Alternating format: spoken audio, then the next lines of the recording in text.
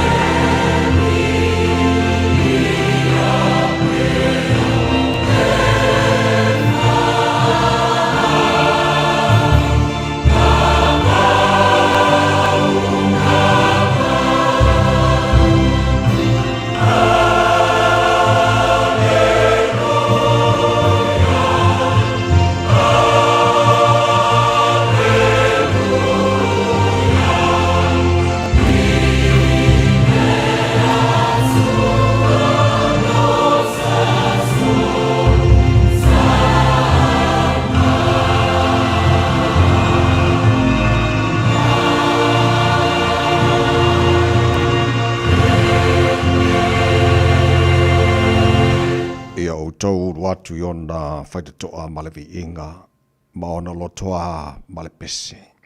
Ia o tau vivi atu i ate ia. Ia o tau whamanu watu i lona suafa. A wai le leile li i e whaavavau lava lona alofa. E o atu lava lona whaamaoni i lea tupulanga. Ma lea tupulanga. Le tamama manai. O mātou lu whale o lotoa ma le loto fia i le nei Taeao. Mātou te pese o vi inga ma alangaina lo manu malo. Awa lele fo ua tele tale manua i titi mala ina ua mātou maua le nei Taeao fau ona o lo walofa. O mātou i vi imwhane ne e ante o le nei Taeao. Mātou whape atu lo mātou atua e le lei lava oe. E pa ia lava oe lo mātou atua. O le atua e tō tuli uma tuli vai ma tau lo whaiva o oe lava o le keriso le alo le atua soifua. O le atua e manu malo i mea uma o le atua o iai le whaolotanga. O le alefa ma le o meka o le amatanga ma ngata anga o le mua ma le muli. O le atua e soifua ma le vavau e o le whavavau. O le atua lava oe la eile vi ingo le malo o le atua oe pulu le matanga o fie. Ta mawhafte tele lau me alofa. O le ola whaua mahatu maua le nei Taeao. Whaftai lo alofa o momori fo imatai te mai le wholaunga le atano. Ue whapopo nea so whauda lato se fua mo le mato ni yola. Matu o lia i fo le nei aso lua. Se fulu ma le ono ia aso yuni o le mato wholaunga. O le nei tu sanga. O le mato malanga o le nei aso lo matu atua. O matu tu ina atu o ao ta maa wha mole se e tautai mai. Ile mato wholaunga o whai nei. Manuia whaiva le awhengai ma le atano. Le nei aso whau ai a mai. Mana tua pia Samoa. Le atano pele. Ile matu te talo. Whamanuia le atano. Manuia te itai o Samoa. Te itai a tusa lo whenangalo lo matu ta mai na ia manuia Samoa mo ha Taeao. Manuia na ia matu a inga ma na ia matu te ngata uma. Ele ngata i Samoa. Whapenaso se vaenga o nei lalolangi o lo lalama pāpā ao ai. Whamani fore nea tunu ni sila lo matu na nofu mama wai. Nā fo te talo mo atunu uma o le nei lalolangi. Ala whangia na ia matu whanau tamā. Malu tia lātou le polo o wa ao. Ia lātou wa o onga nei aso. Whamani fo i whaivoro whengai pia mali tamata e whaia onga. O lo ao oina na ia matu whanau ia maua le poto. E le mwhaona ngalo le, tu i malu muli panga ma le tāpua inga on whaafonga fo ina ia matu matua tu a sinisina o Samoa i malu maota malawa ni aso maso se no whanga ro tau sia i lātou. Le mawhana whano lo walofa ne vai taimara manulu te tōru ina i lātou i o lātou tau tonga tinga ma ia whaafo i sia pelo lātou sui fua lauri le tino. Siri lava ele anganga o mea umala whana mātou whaina nea so fau e mai wa e mai lo mātou tua mātou whaia lava ina ia fo ia tunu vi inga ia te oe. Ia e tu maua i pēlo mātou whāta waa. Ta mā, wha amanuia mai. E le tau tua Radio Samoa ni aso atoa. Mātou wole mātou mal au ne mea malawa e ala swafa mana malo Yesu ke wisalo mātou ri mora mātou whaola. Amen.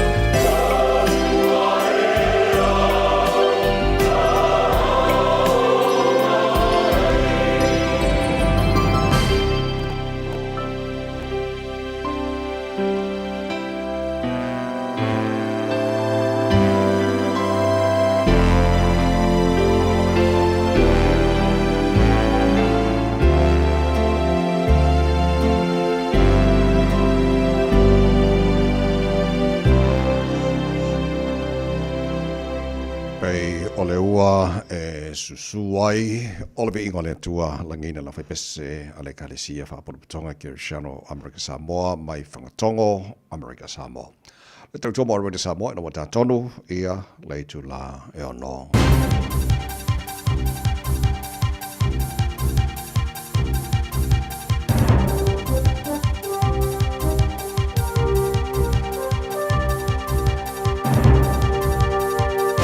In this update, there's hope the cost of fuel could return to pre-war rates if a new US-Iran peace deal holds. Oil prices dropped immediately after the agreement was announced, with global benchmark Brent crude sliding more than 4%. The deal will be formally signed in Switzerland on Friday, but there are already early signs of movement through the Strait of Hormuz. ASB senior economist Mark Smith says the market reaction has been favourable. We're looking at well under sub-$3 petrol prices in New Zealand by the end of the year, and that's certainly a real positive for New Zealand consumers. Full details of the agreement are expected to be made public in the next day or two.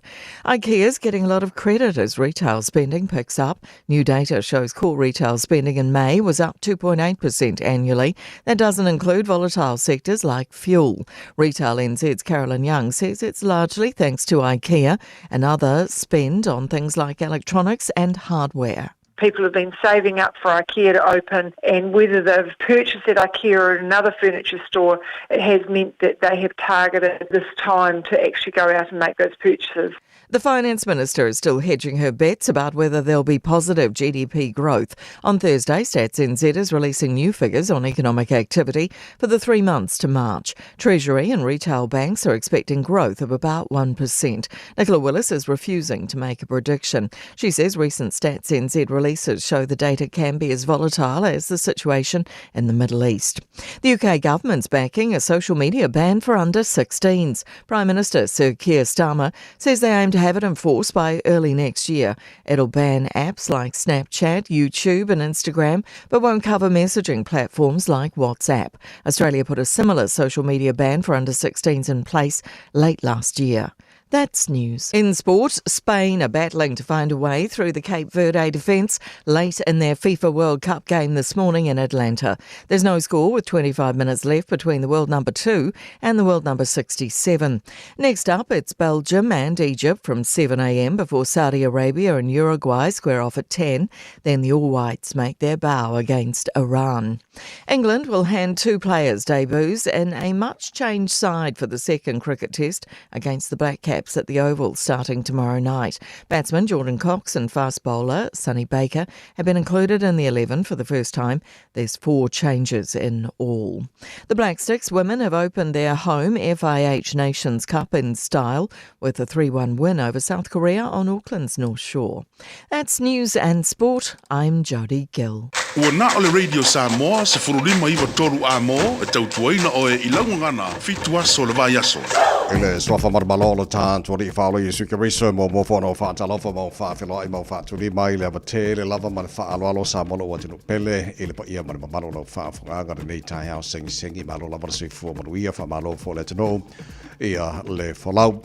Avere vi inga man whaaftaino tātu matai sili i le langi ua tele lona alofa o tātu o rie fo le aso o whaia le tua tātu te ori ma tātu fia iai. Panapatia whatasilanga le lei sili ese o le tātu tapa o sili le langi o le fo whana mori malutu si fo mana mahatu malosi wa tātu sili whae fo i manua o mana nei Taeao.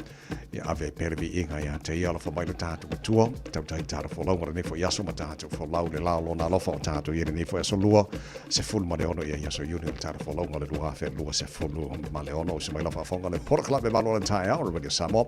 Le whianga ngalman manan tātu mai luafso so mai sinio le tātu Facebook se rata si batea. Malto ora nei tawai meni tau ina o se pa ele tula se folu e le Taeao nei malo le usmalo se fomria ngalman manan nei Taeao fo.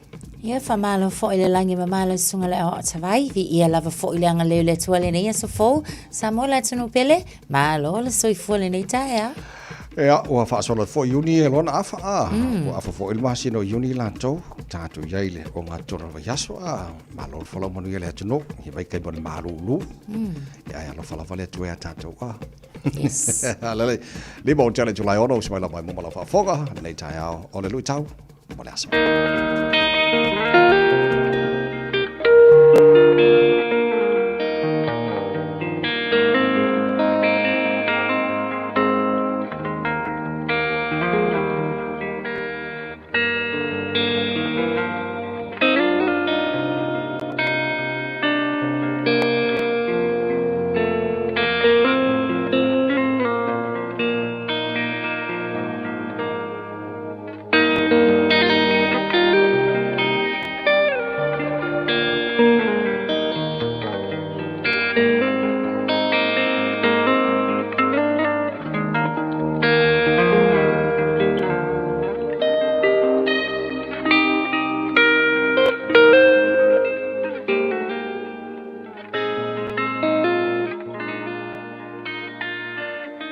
tau, mō le aso. Apera amo, Abraham. Kenese, mata upu e se fulu malelua, a olona fuai upu mua mua. Ua fetalai maile ali ia aperamo. Ia tuua e oe o lou nuu. Matangata o lou nuu. Male a inga o lou tama. Ai alu atu i se nuu o te whaasino atu ai ia te oe. Apera amo, Abraham. O le urua i ngoa o apera amo, o aperamo. O le winga o le ngoa aperamo. O le tama ua whaaea ina e le atua. O na suia lea e le atua le ingoa o aperamo, ia apera amo.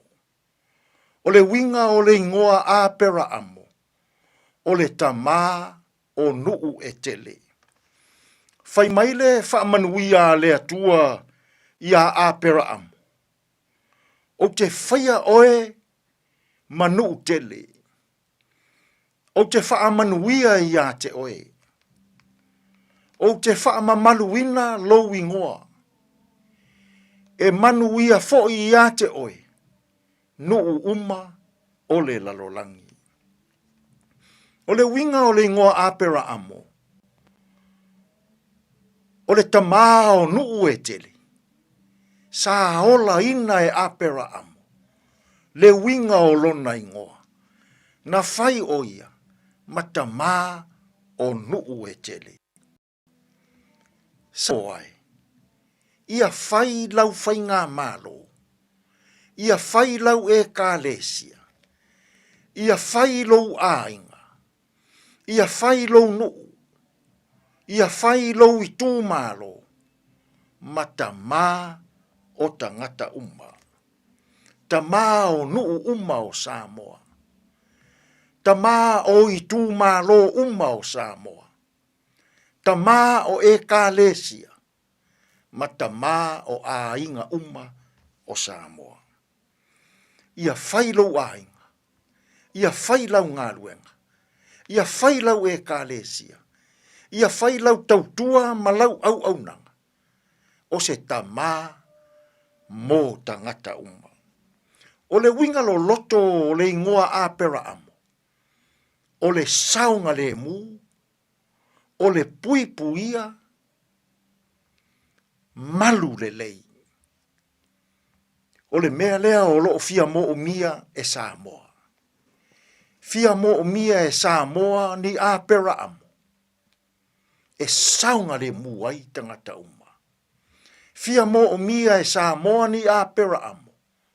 E pui puia uma ai tangata uma. O loo fia mo o mia e Samoa ni apera amo. E malu ai tangata uma. Ile nei fo yaso. Ai ape a se i whaia oe ma apera amo. E saunga le mu. E malu. E pui pui ai. Tangata uma. Ma ia whai oe. Matamā o nuu uma o Samoa. Tātou tatalo. Whawhetai tele le atua. Ile sao apera amo. Sa whai matamā o nuu uma. Aoa o maia i mātou. I la mātou tautua ma la mātou au nanga whaatama. Ina ia malu, ia saonga le mu, ma pui pui ai tangata uma. Fesoso ani maia ia mātou ngā ruenga o lene iaso. E manu ia ai mea uma. Lou lava suafa Yesu, lo mātou walii, ma lo mātou whaola. Ua mātou tatalo atua i nei. Amene.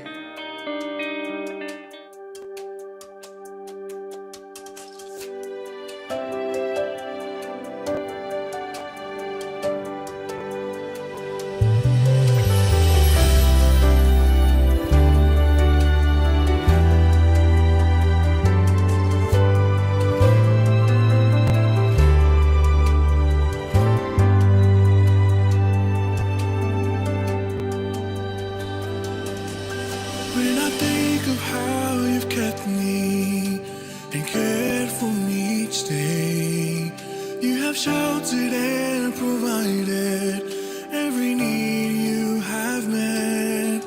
I am grateful, oh so grateful for the love you have shown. Through it all, I know there's not a day where you weren't faithful. There's not a day where you weren't good. There's not a day where you weren't gracious.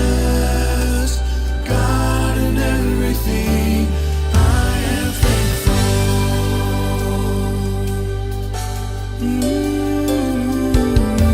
When I think of how you've kept me and cared for me each day, you have sheltered and provided every need you have met.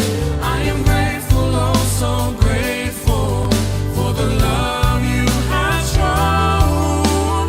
Through it all, I know there's not a day where you weren't faithful.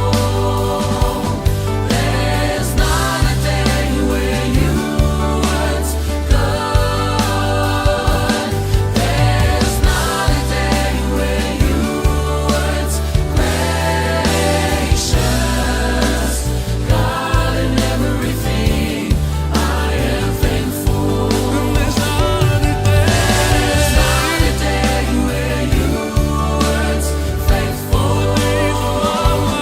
There's not a day where you weren't good. There's not a day where you weren't gracious. God, in everything, I am thankful. Le aise aso na mutailo famaoni. Le aise aso na mutailo angalelei. Le aise aso na mutailo alafatu noa. Yesu ineuma o te whaafetai. Le aise aso na mutailo famaoni. Le aise aso na mutailo angalelei. Le aise aso na mutailo alafatu noa. Yesu ineuma o te whaafetai. Yesu ineuma o te whaafetai. Yesu ineuma o te whaafetai. Well, there's anointed praise, o te whawhetai. I am thankful. Il for Taeao folded to Radio Samoa. Was a full fa malafala what anele jula e ono whawhetai whalalonga ale enterprise model group in Marukau. Mana Christian saving on the winter toy. Tarabukalame, Malu the Taeao. Pai meno te on whakasaro po ilo tara musika sui whaiwhiloi o le Taeao, musika lau fo e whaasiwa, whaawhiwhiai o le nei Taeao fo. Ia whaamala se au fo lea te roo lea lau suru. Tiu te mawhaiwara ni fo i Taeao Malu lu. Whaavaro mai so taimi mo le tara bukalame a reto o le ola tu kuata fitu le Taeao nei te pena mai nesunga ia Pastor Lafa le kopa. O le tātou malu o le tā whananganga nā mōre nei fo i asalua o tātou o liam. Today in history, tāra whai pari mena tupu lesos fuloro uni. I le telo tau sanga mo mai o nei taina. I le fitu e le Taeao nei. Mare wha pongo tala fōne ngal Britania pia tāra fitu o porkalame a matana nao tāru Taeao. Se mo mua tāra wawai. Pua mai lumana wana nei Taeao. Talo whaave ta avale o lunga o le tātou a wala le nei taimi o le Taeao. Ia o le mai tau atu o le lava foi o loo māma le traffic I vaenga uma lava o tātou wala tatele. E leo iei foi se whaala valawe tau ta avale nei taimi o le Taeao. Ia tau tuana, tau sisia lava foi le saunga le muilunga o wala tatele. Le wasu 5 minute te ai le tulai ono. Thank you for choosing ClickX. Hey, did you know that sending money to family and friends, if I'm the le click By Australia, Fapea, New Zealand, two better for my no eyeing. Upolo sa baki, manono apolima, Samoa nay. It's simple with 4 easy steps. Sign off here, click. Sign up now or log on. Select Samoa, ma'o listen. Ainga will receive in no time. But don't forget safe and secure. Saunga lemu oila utautua.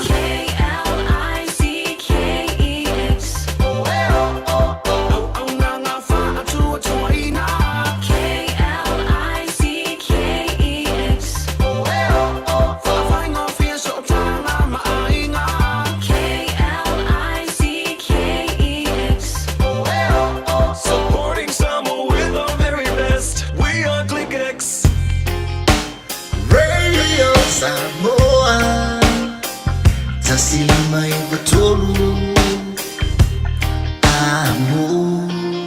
Radio Samoa. Tasilima ibatolu, amo.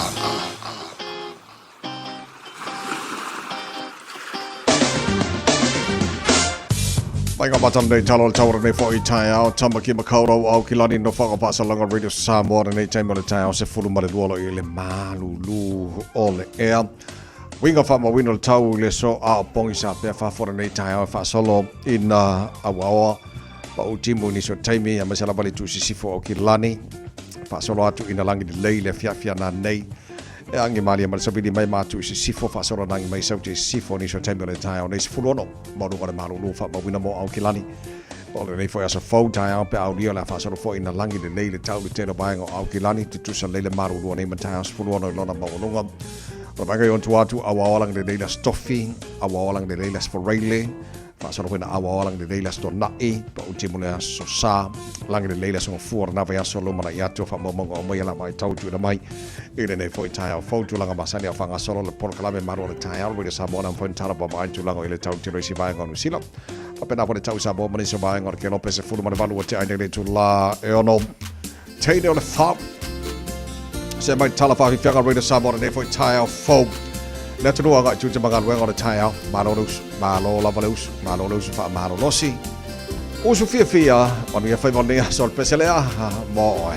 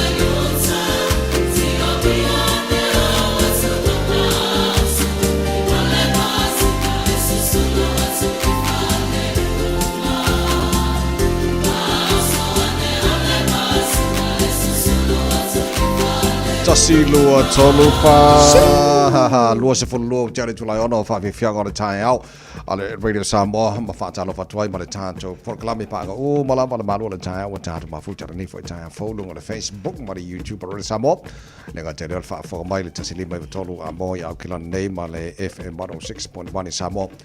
Good morning. Malo la versi fo moria le nei fo Taeao fo ana na fi le va ya tu o le ua party fi la langi anto o le ua mali le mai a Iran ma America ia ese whengai ngā while mu. So e tele vai ngā lau titila mo whanongo e wha e masarapo nei o the next 2 days e ole a wha mautu o mai.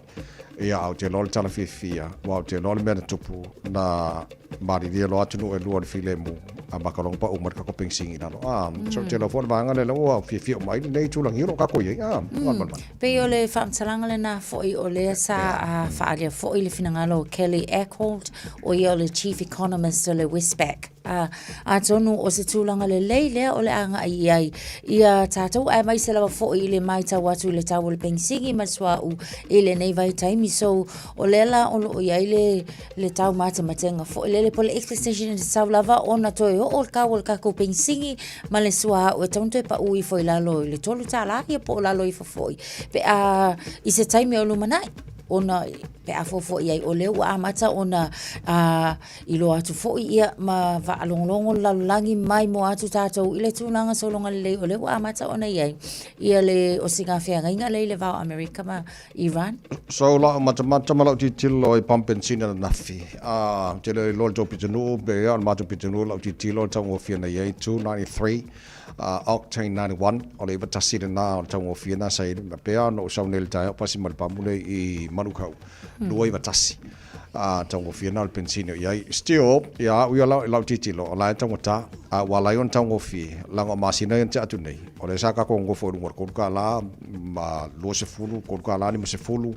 Le ala o tatu titilo nei o tango whiel taimini nei. Pe a fu atu i masina yon te atu nei, but still la wa vai. O lai tango ta alpan pensini il taimini nei. So te no whaila lau titilo antulu pa mai o le bala au o le pandemia ma le Minister Tupe New Zealand. Mo ina to umolo o mai swa o mai fafu mo pensini. Do the right thing. O te lo se mere le tele le la wa fo i titilo tu man fano no. Te ia e mana ia le saunoanga fo i le sunga pandemia ona na saunoa tu sa o lavanga ai company ia la tu te whaatawina mai le swa u ia mai se o pingisingi ia ma le kiso fo ina ia mauti noa o lai la tu te langona ina le ia le a fo i le malelenga fo i le mai palemia ina ia faia le mea tonu mo tangata uma lava fo inga i a fa apelo o pa uma i le pingisingi mai fafo ma o toi fafo i sia lava fo i le mea sa ia i ma le tulanga sa masani ai ele ka kaula o nga ko yengi kau nga kaman kau mawalulunga o le pensini e te tau ona laung tasia uma lava fo i tangata uma ia mapengi fiki ka uma i lea fo i tulanga lelei o le ai e ui lava o lona manatu malana ia fo i va ai mamao pe amale lua i le tolu vai aso fo i lele ona i loa leo ni suinga ato atua ia ai o lana fa mamafa lava o le o sau noa tu sa o ai i lato ia lato te whaatawina ia pengisingi kai pe i la whaataita i ngā lava fo i o pam pengisingi i le nei vai tau ia so ala tatu titila wa te loa o le a toanga o le dio le na saini America ma Iran o le ta ma fai on ato toa ia vaenga ile po sa sol nei po stema nei aso po la so Taeao ia po sa sol nei pa ia so fo le ona fa mo twin le fo na power siro la fa pe lunga il vaenga le for how long po le umi o le ai fo le mali nga taro sia o le tulanga le ai fo le wa le titila tua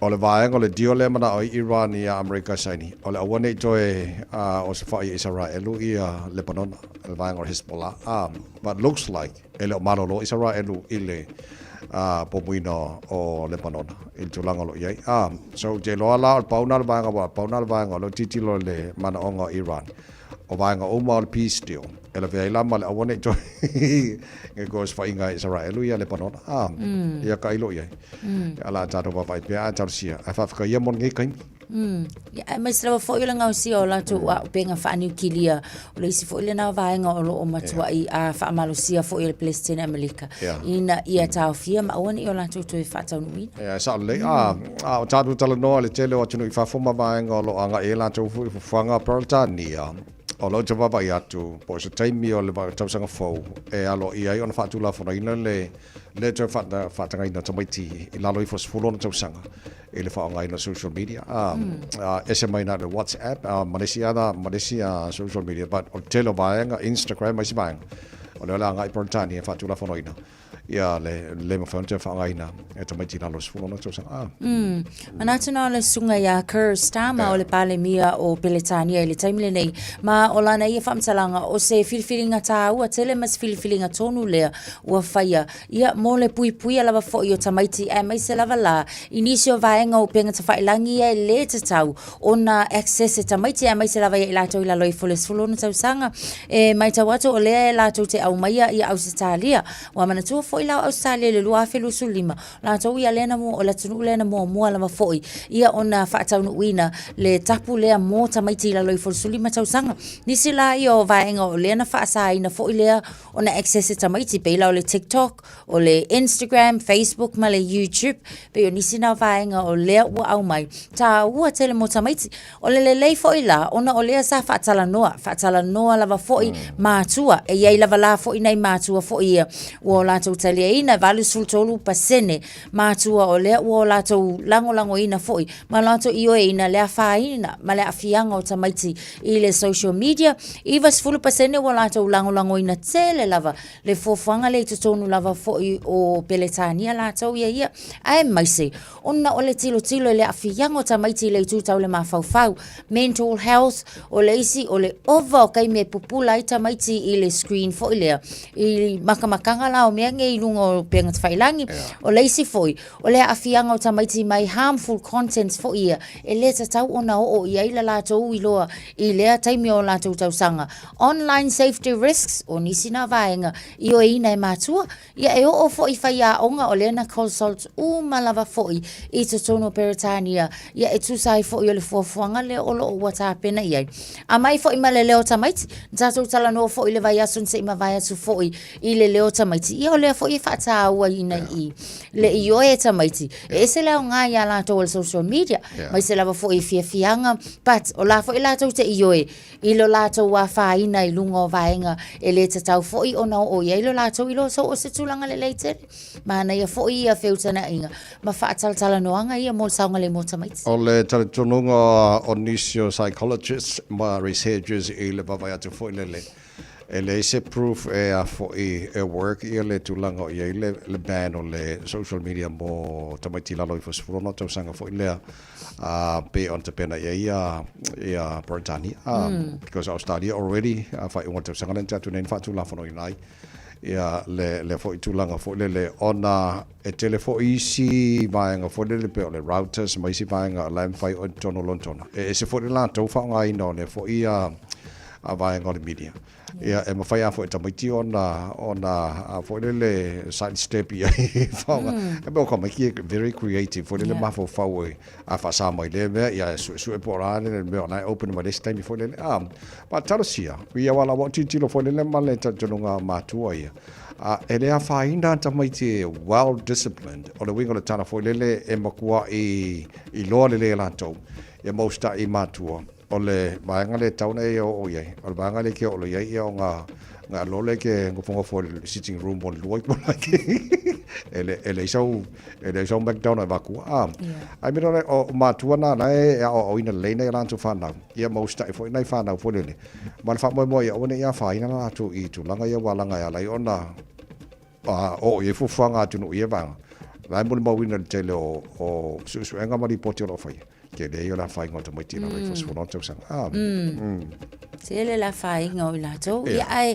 sa le le la fo ia wa manatua e ma fai na fai ngale online e ma fai la fo na fai na ni se tu langa fo e au noa mal access no online platforms. So talo siala ia fo ile tilo so ia po le fo ile tawa mo ia mai se fo ia wa tato o le fo wa pasi le fai taunga mo o le fo itu la fo no mo tato ia New Zealand ia se itu mata po fe le anga ia o a fo ini tu le mo tamait. So mo New Zealand la ia le yo New Zealand tu lang o le ban o le social media mo tamait la los fulona tu sanga ai pe e monia o le na tala ta o le Taeao o le Tantunga o le Children's Commissioner ia involved tamait ma ye se leo tamait o te pena New Zealand mo le fo tu lang state lo na kausia ia te le fo sona nga mo le fana le to los full bar bino to talo le tu la e fitu le to mo le Samoa atara babai e Kiwi Saver Providers pona le umia kang fakar ka ele kar sangar ka o mga e kala lang Kiwi Saver pe mai fa fa mai le puria la ba sila e le ma to siva good morning.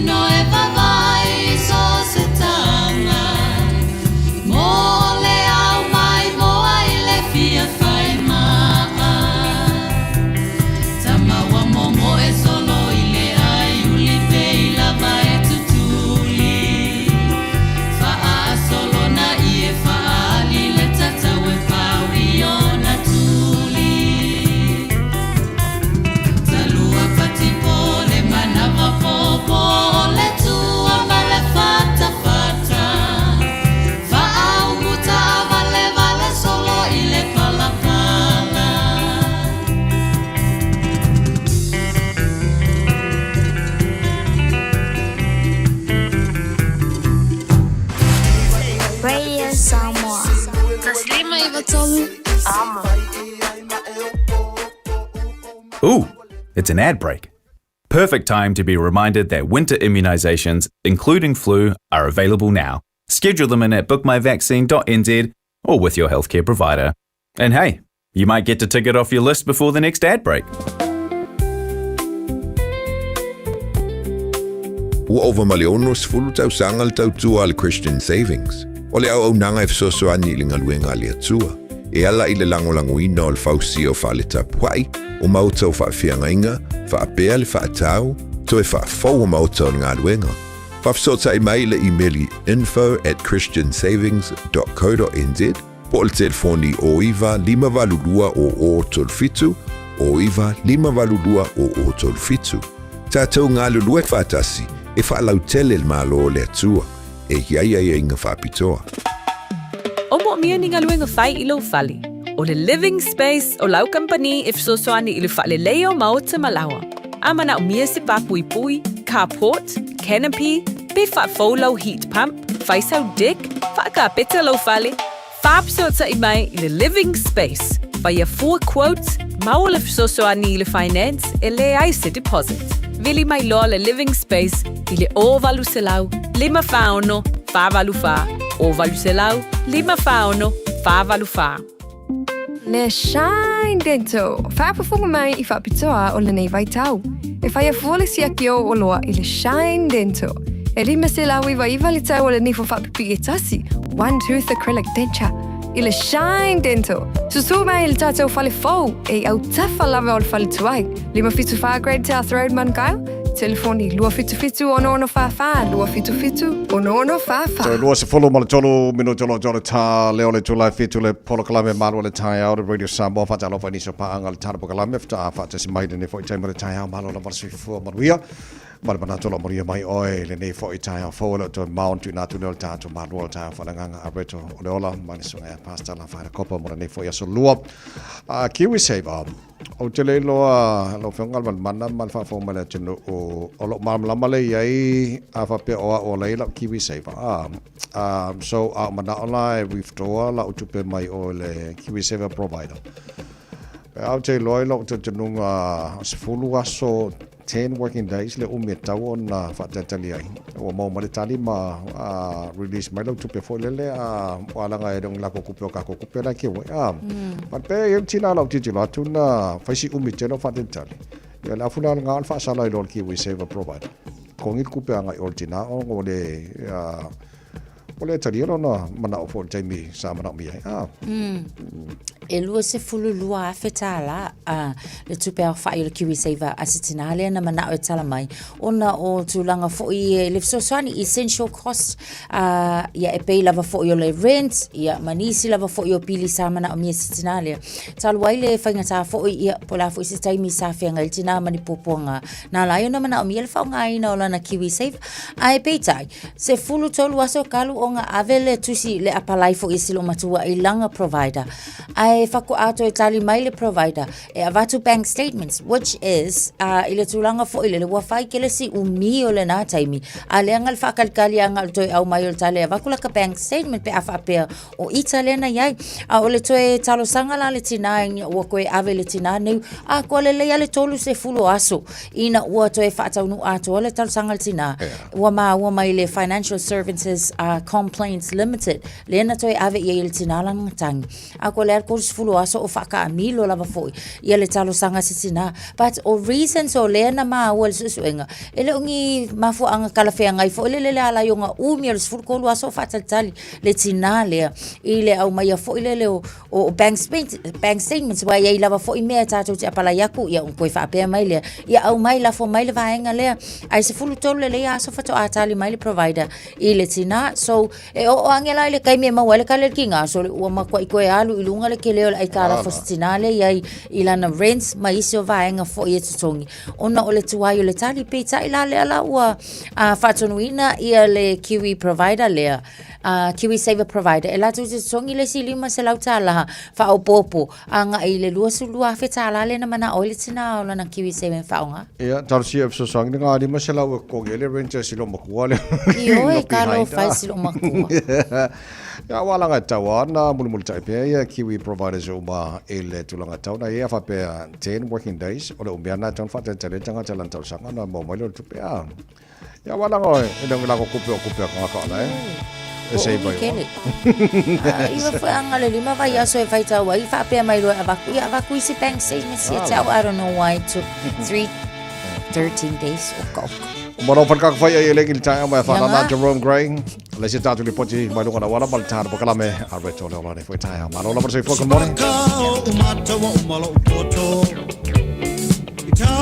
Tau ma fai nei ona po. Tata mei a pea tawai tau popo. Eleni, Eleni. A fai falei sili manongi.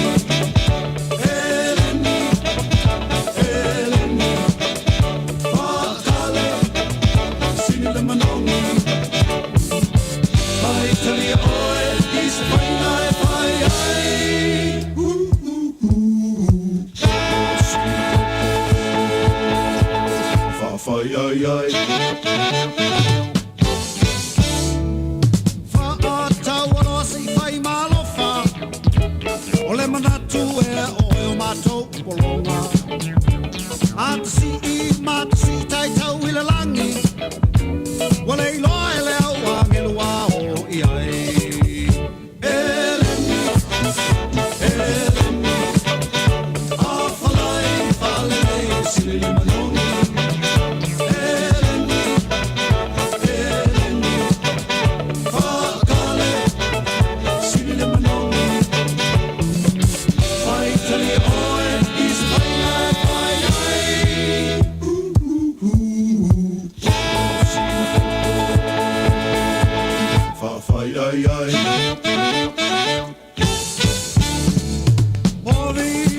mawhawhea mapua ele ngatai le tau ngatai i wasaka tau mawhai nao leo mamafa we are tata pea tato isi a tingi hapa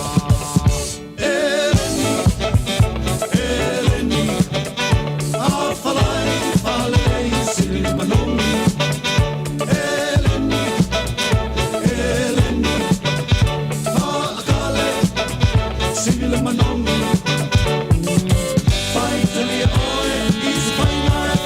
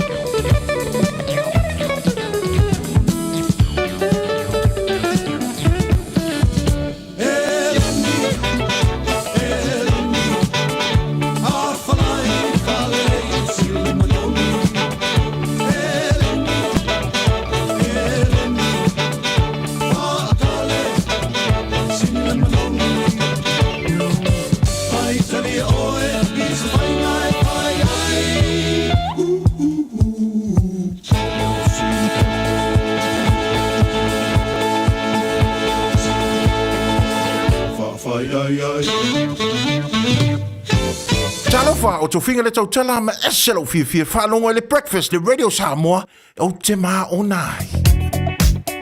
Lunga tātou au wala ave ta avale leo e tau mai tau atol o yeise atol le ta avale le I le vaenga le Northern Busway on the State Highway 1 area. Mō tātou whaamole ave ta avale se I mata I tū ia le vaenga le nā o le au wala. Mai tau atula ia o nā fo ua amata o na iainga delays I le vaenga le nā anga I mai nai Rosedale. Ia ma le whaaso solo mai lava se ianga I fo I lunga o le tātou au wala lau papa I le taimi le nei. Mai tau atu fo I lunga o le tātou State Highway 1 southbound motorway ia wa amata foi southern motorway wa amata foi ona feo lolo lava le pisi mai I le vaenga le takanini maduri le mai tau watu karaka o le foi wa mai tau watu o faiasi feo lolo mai le traffic mai I le vaenga le na o le awala tele la foi feo lolo si o le traffic ia tatou le anga iatu I otahu faso solo tu foi le inga I Mount Wellington feo lolo le traffic le na o wa I le taimi le nei Highbrook Interchange o le fo ilo mai tau watu faisi pisi mai I le taimi le nei lunga tatu State Highway se fulu male ono faisi pisi fo o ila tau ia pe o le vaenga le Cumeu Township I le anga iatu ia ina o le isi o vaenga o le fo I mai tau watu a mata on tau feololo le pisi Westgate I le anga iatu Westgate ai mai se fo I o Royal Road I le taimi le nei le mai tau watu fa pena fo I Lincoln Road ma te ada tu ia o nisi na vaenga le awalo na ua feo lolo lava le traffic le na o lo waiai ma le wha lave tau ta avale le na ia manu e tele whainga malango le Taeao ta avale leo toi sulima minute o na ta leo le fitu. It's simple, it's quick. You're closer to families. Sending money's now made easier for loved ones in the Pacifica. New Zealand, Australia, to Samoa, Tonga, Fiji, to the Cook Islands, to Vanuatu. Connecting Pacific families. With ClickX, you're secure and safe. The lowest fees and amazing rates. Now helping home is affordable. ClickX with a K. Reliable. So sign up now with ClickX. Let us help you help home when they need it. We are for the Pacifica. We are ClickX. Aloha, we're the Katinas, and you're listening to Radio Samoa on 1593 AM. Bread of life sent down from glory. Many things you were on earth, a holy king, a carpenter, but you are the living word. Say it now. Come on.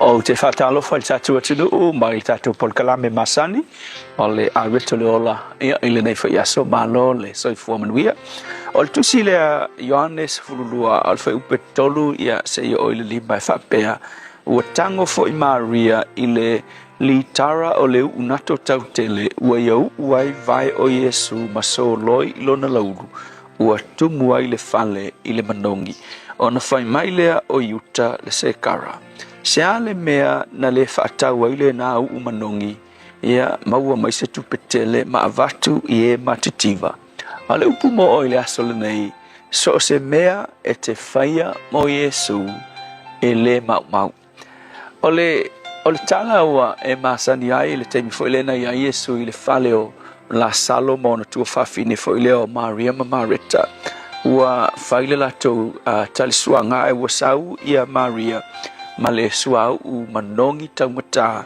ua iau uai ia vai o Yesu ia maso loi ilona laulu ia o le mea lau tupu manongi ato le fale a wafo i o le u taumata le nei u whai mai il tala le tuspaia a le mea ua tupu ua whaitio ai uta fo i le na whaalata Yesu ma whai mai lana tala sole mai maule nge suau anga ave le nei suau e whaatau maua mengi kupe se tele ua o ngā tu wha i e matativa na te ilo tala Yesu na whai ai ke lola ia yuta i le aso o le mea le na whai e Maria o se mea ua mai mau peita ia Maria o lana ngai ngoinga sa whai o le tapua inga i le tua o le sona whaila mo oe i le aso le nei so se mea le lei e te whaia mo Yesu ia e tauina le mele na o le tapua inga a tonu e tele ni se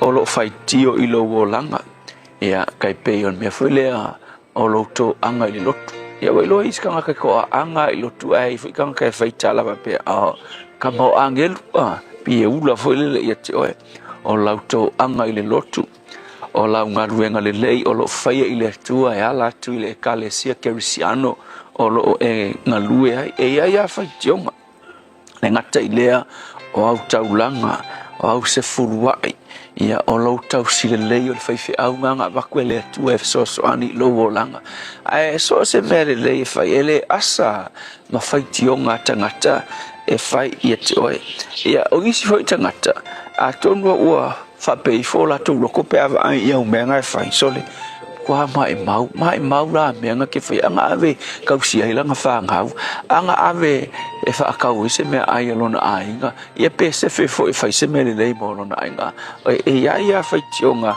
whape nā tangata a le upu mo oe i le aso le nei aua e te amana ia whai tionga a tangata i le mea le ngai ke whaia ona o le suafa o Yesu wafa i kele o ai kuia Yesu ai o le ekalesia nganga wakwele tua ma le whaife au ngā wakwele tua e tausia lo wanganga o ina e whaatino ai lo walofa ma lo wangalelei ia Yesu ia tusa ma le mea ua ia whaia i lo wolanga so a whaitio la tangata i te oe lau lo fia angelu lau lo fia le lei whaife au lau lo fia kama lima kikele ia o me silinga tau o le motive e te whaia i se mele nei mo le li whaola o Yesu o le lui la mo o le asule nei aua le tau fia le mea le nai whai ma ia e loa o le mea le nei nai te whaia o le tapua inga o lo tau singa o le au na le tua o lo wanga le lei i le ngaluenga le tua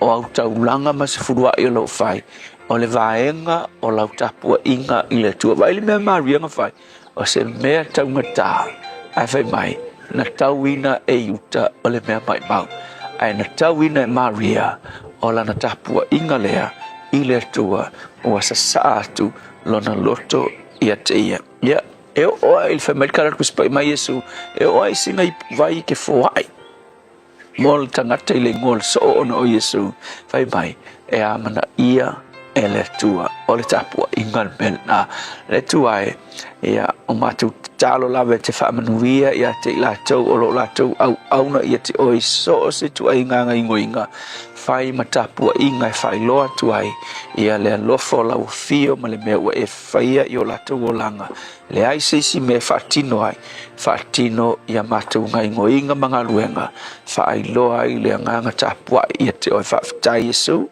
amen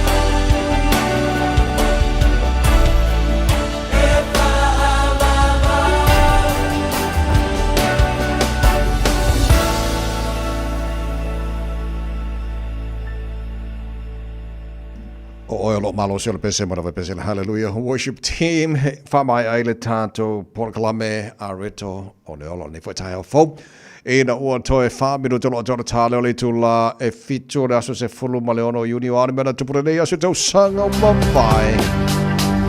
So sanga ta siva lua tolu ile sona ia se whaasalanga oti na whapenau na whaasalaina ai Daniel Cooper o ia o se to o lua o le tamaitai o Martha Cooper I le vaenga I Wellington ono se tulanga sa o la whai ai se tulanga whaanana I le whaapa uina o pepe e pe o na iai ma sa avea e ta ua le na vaenga e la ua lava o le baby farming o le whai ungalana o iai na ua maa ua se tino se pepe ua maliu talu foi I whainga whaanana na le ulunga le ile ia o le na faasalaina I foi I le faasalanga le na faasalaoti o le tausanga te siva fitu tasi te tonu lava foi o au kilani faavaina ai le faalapo tonga sata ua Polynesian Panther Party ia o le na foi faalapo tonga sa iai nisi o ilatou tangatanu o Samoa tangatanu o Maitonga Cook Island ia manai tangata Maori o le tausanga te siva fitu valu ia wanga I mai le atati fanga lea po le ata foi fa musika I fia ia le totele the Grease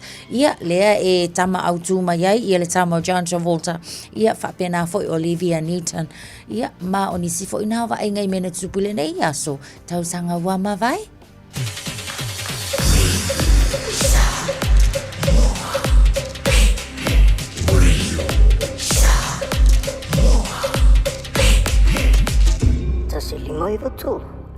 Gynecological cancers can be silent. You shouldn't be. Learn more by visiting thepowerofknowing.co.nz. If you're unsure or concerned, speak to your healthcare professional. E le te tau ia oe una nā tia a fianga o le ka nesa o tutonga sa o te maitai. Mo le sila fia atili, asiasi I le powerofknowing.co.nz. A whai o e popole pe le mautinoa, tala noe lau fo mai.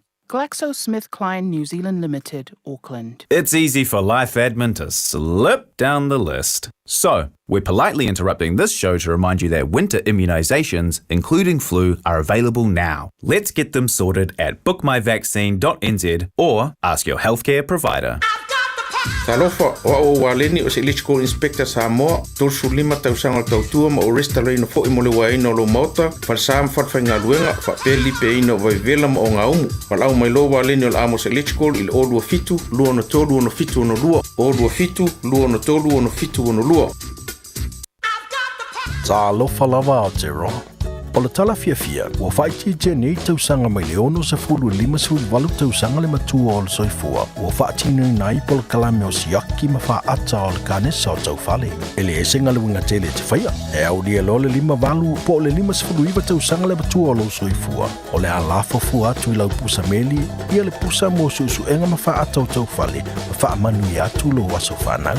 Ai o le vaenga le leiai. O le a maua fua pusa ma mea whainga luenga. O le whaatino ina o ia wha ata masuenga e tailua tausanga malafu atu. Se ia o lava ina I e au lia le fitas fulu lima tausanga le matua o lo soifua. A vave iloa, ma maua unga o le kanesa I le amatanga. Se usuenga ma wha ata o tau fale. E mawhai o na tonga fitia ma le manuia. E le aise te tonu. E vave ma whaingofi. O se usuenga ma wha ata o tau fale. E mawhai o na wha asao I naiola. A maua lola pusa.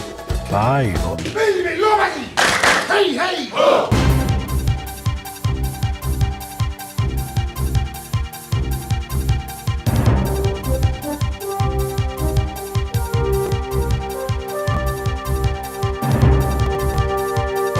In this update, a warning Kiwis shouldn't hold their breath about fuel prices just yet. The US and Iran says they've reached an agreement to be formally signed in Switzerland on Friday. Oil prices plunged immediately after the announcement, with global benchmark Brent crude dropping more than 4%. ASB senior economist Mark Smith says it's a good start, but there are still sticking points like Israel and Lebanon and nuclear weapons. There's no guarantee those talks will come through with resolution. So we could be back to square one in a couple of months' time. There are early signs that ships are moving again through the Strait of Hormuz. Demand for English language support in schools is surging, with student numbers more than doubling in the past decade. Ministry of Education figures show more than 90,000 students at 1,700 schools have received ESOL funding this year. Education reporter Jamie Cunningham has more. That number's up from 39,000 in 2016. The largest ethnicity needing support was Indian at 20%, followed by Filipino and Chinese students. Over half are migrants, while about a third were born in New Zealand and 3% are former refugees. The Defence Force is looking to give away what's left of 2 retired military planes. It's donating 2 Strike Master aircraft for future public display or similar. Lachlan Rennie has more. Post-retirement from Royal New Zealand Air Force service in 1994, they've been used as training aids at Base Woodbourne in Blenheim. Since then, the airframes which aren't flight-worthy have been sitting unused and in outside storage for some years. They are in poor but recoverable cosmetic condition. Organisations can register their interest until the end of the month. Rugby fans are being encouraged to get in quick when tickets for Saturday's Super Rugby final go on sale at 10 this morning. The Hurricanes host the Chiefs in the capital. That's news. In sport, 2 unbelievable scenes in Atlanta on TVNZ. Extraordinary achievement, defending for their lives. Tournament debutants Cape Verde have stunned world number 2 Spain with a defensive effort for the ages in a 0-0 FIFA World Cup Group H draw. Belgium and Egypt are underway from 7 a.m. in Seattle before Saudi Arabia and Uruguay meet at 10. Later, the All Whites and Iran square off at 1 p.m. in Los Angeles. Coach Brendan McCullum has refused to guarantee Ben Stokes will return as England cricket captain. In his first media conference since the nightclub saga after the first Test win over the Black Caps, McCullum reiterated his support for Stokes but didn't endorse a return to lead the side.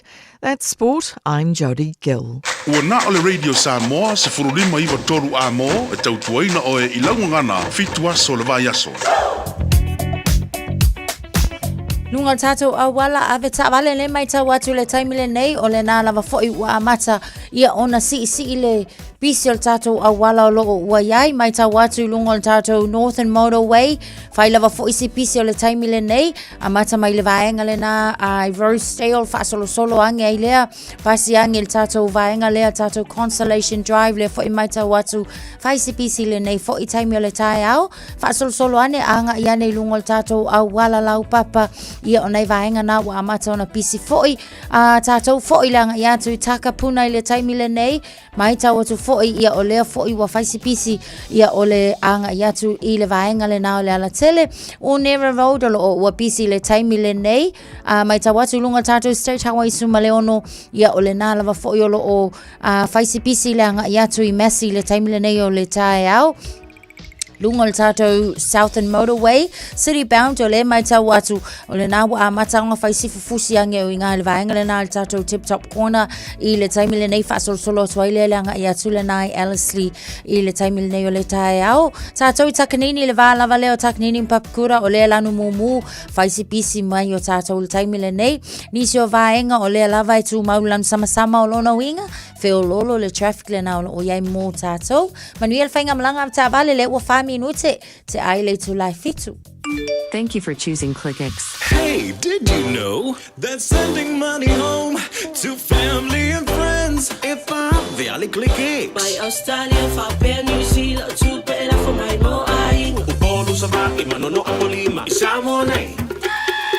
It's simple with 4 easy steps. Sign off here, ClickX. Sign up now or log on. Select Samoa o Millicent. Ainga will receive in no time. But don't forget safe and secure. Saungalemu oila utautua. KLICKEX. Aunanga fa atua tuaina. KLICKEX. Flying off here so tala maainga. KLICKEX. Supporting Samoa with our very best. We are ClickX. Taeao for Samoa o Mr. Cowboy le nei. Whaafafonga ma mai mo mai pea i le Radio Samoa. Yeehaw! Malo se fa Maria le tino nei tai le tai ona vai gala tamai nei le tala ho le tau la ta tu amata mai sa mo nei fo i tai fo va vai jolo pa uti mo sa mo nei va ngora tai lo se fu le ma fan le sa mo te le balu sa mo ele nei va ngora tai we ngora tau sa mo le so la fa solo na awa pa uti mo ele te le vai ngora sa mo le so lo se fu ma le balu degree Celsius mo no ngana le velo le sa mo ele nei so lua se fu ma lima e lona mawalalo awane ngalo taru tala mai Samoa pe tala balu ele Taeao nei tala nomana ni fo i uso na po e Samoa ma mafoi o timunga i Samoa ka o kere wifi ya Samoa na po la tau ya lo titi la tolo fa o na timunga Samoa ele nei fo Taeao fo fa tala fatu pa angal tala kalame le ngata America Samoa fa na fo Samoa lungo Facebook mari YouTube ro Samoa man fa fo mai FM 106.1 i Samoa malo la verso fo maria in nei fo i Taeao fo il tele vai on New Zealand male tulanga ile tau ile nei fo yaso fa talo fo malo le tino la lampa pa auso se vai on mo tu sau te malo se fo maria fa solo ina awa lang le tau wana kas fo lu mo ngora malu lu fa so ina awa pa o timu lang le ni so time na fa nei e Westport fo fa mo ngora malu lu langi de rei tau tela vai ngo timadu awa ni so time is funtasi mo ngona malu do so iva mo ngona malu lu Queenstown fa solo ina awa pa timu ni so time na fa na nei fa solo langi de rei tau o modu se fulu mo ngona malu lu se funtolo mo ngona malu lu Nelson awa pa una wanga mama ni so time langi de rei foi ini so time le so funtasi mo ngona malu lu kai Cora pa o nai wanga mama langi de daily tau de nei fo yaso ma nei langi de daily tau in meka ko sputasi mo lunga malu no le so grey mouth so tolu mo lunga malu no le so langi de daily tau awa ni so taimi le baba ya tu Alexandra fa solo in awa langi de daily fo tau le so even mo lunga malu no nei fo yaso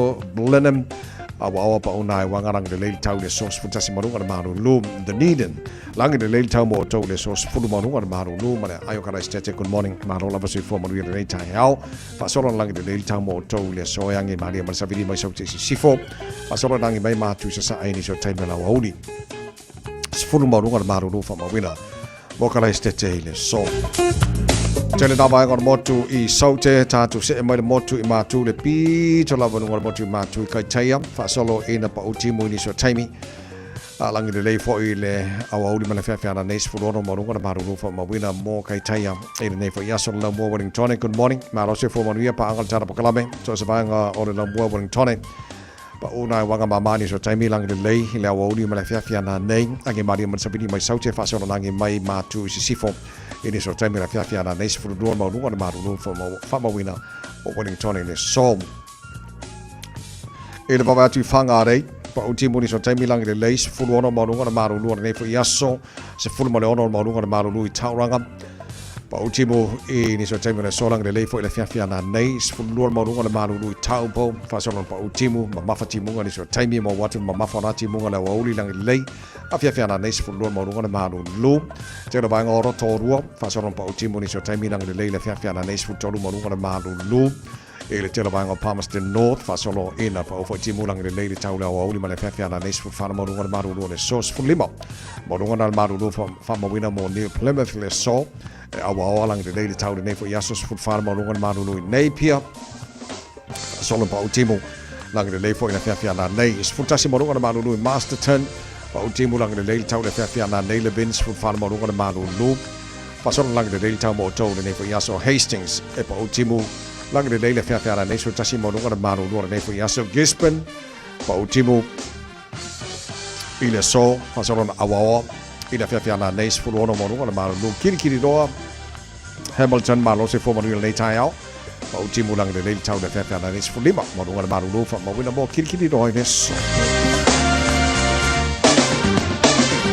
Sama kima kaura o kilani no fanga fa salanga radio Samoa le mala ma fa fo sor ko fe o ki fi ko dis fu tolo il malu lu ne va ngona Taeao tu mau ngona tau le so e pa o timu ma fa timu ngoni so taimi le tu se sifo au kilani fa solo lang de le ni so taimi fu lo no mo ngona malu lu fa ma wina mo au kilani ile so Taeao pe au ria lang de le tau tu se le malu lu ne ma Taeao fu lo no lona mo lo fa solo ina awa lang de le stoffi awa lang de le for ile ma sto nai pa o timu le sa awa lang de leile so for na yaso o lumana yanto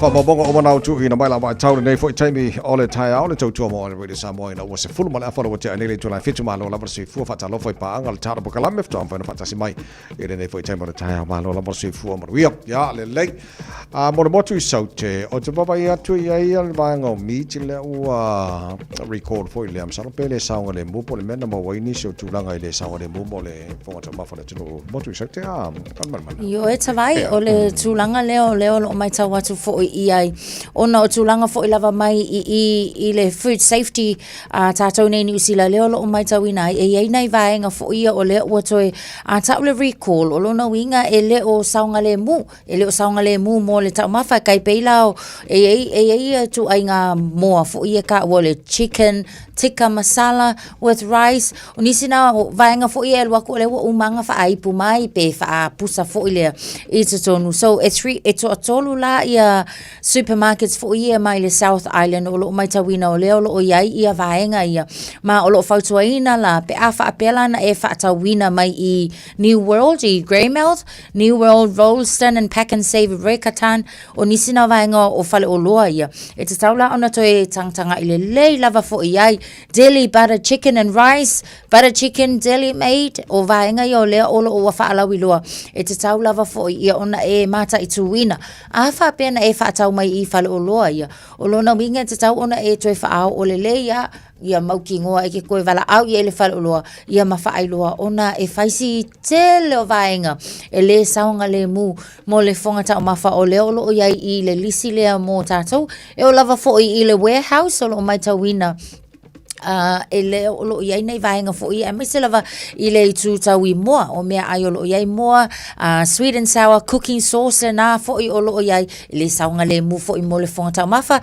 Pam's brand butter chicken i kele vaenga o lo mai tau ina i le taimi le nei o le ala o lo fautua ina lava fo i le malo la tunu mai se la tau le South Island ina i au tangia le fo i vaenga mo le saunga le mu iai vaenga fo i le e tu ina mai wane fa nga ina e tau no sta i ta tau ia ona ole man manunga fo lele ina ne ia fa ina le soifua e le tulanga ia ta mafai so mo ta tau mo tu sautia o tu fa fo man nei Taeao ia o tu fi fa ka nga ku inga tau ma follow ka ba ku ki ka ia tulanga na lo ia ta tau for whanga malo mo la tau ia mai taimi whangtātele mo la tau rough sleepers, homeless, ma la tau fulele. Did you not intend to nungo nisa public health experts?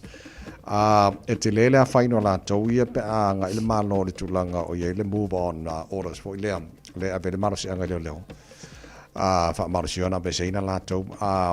So o le fasili la ma le tulanga ia fa pela te ole usta ia tangata ia fa tonunga leo. O la mene la ia po me ole fa sala ni fa sala nga fo le ia na ve la tau pe o inga la ko criminal records fo le. O tasina po le nga ni so health public health experts per mawul po kana me.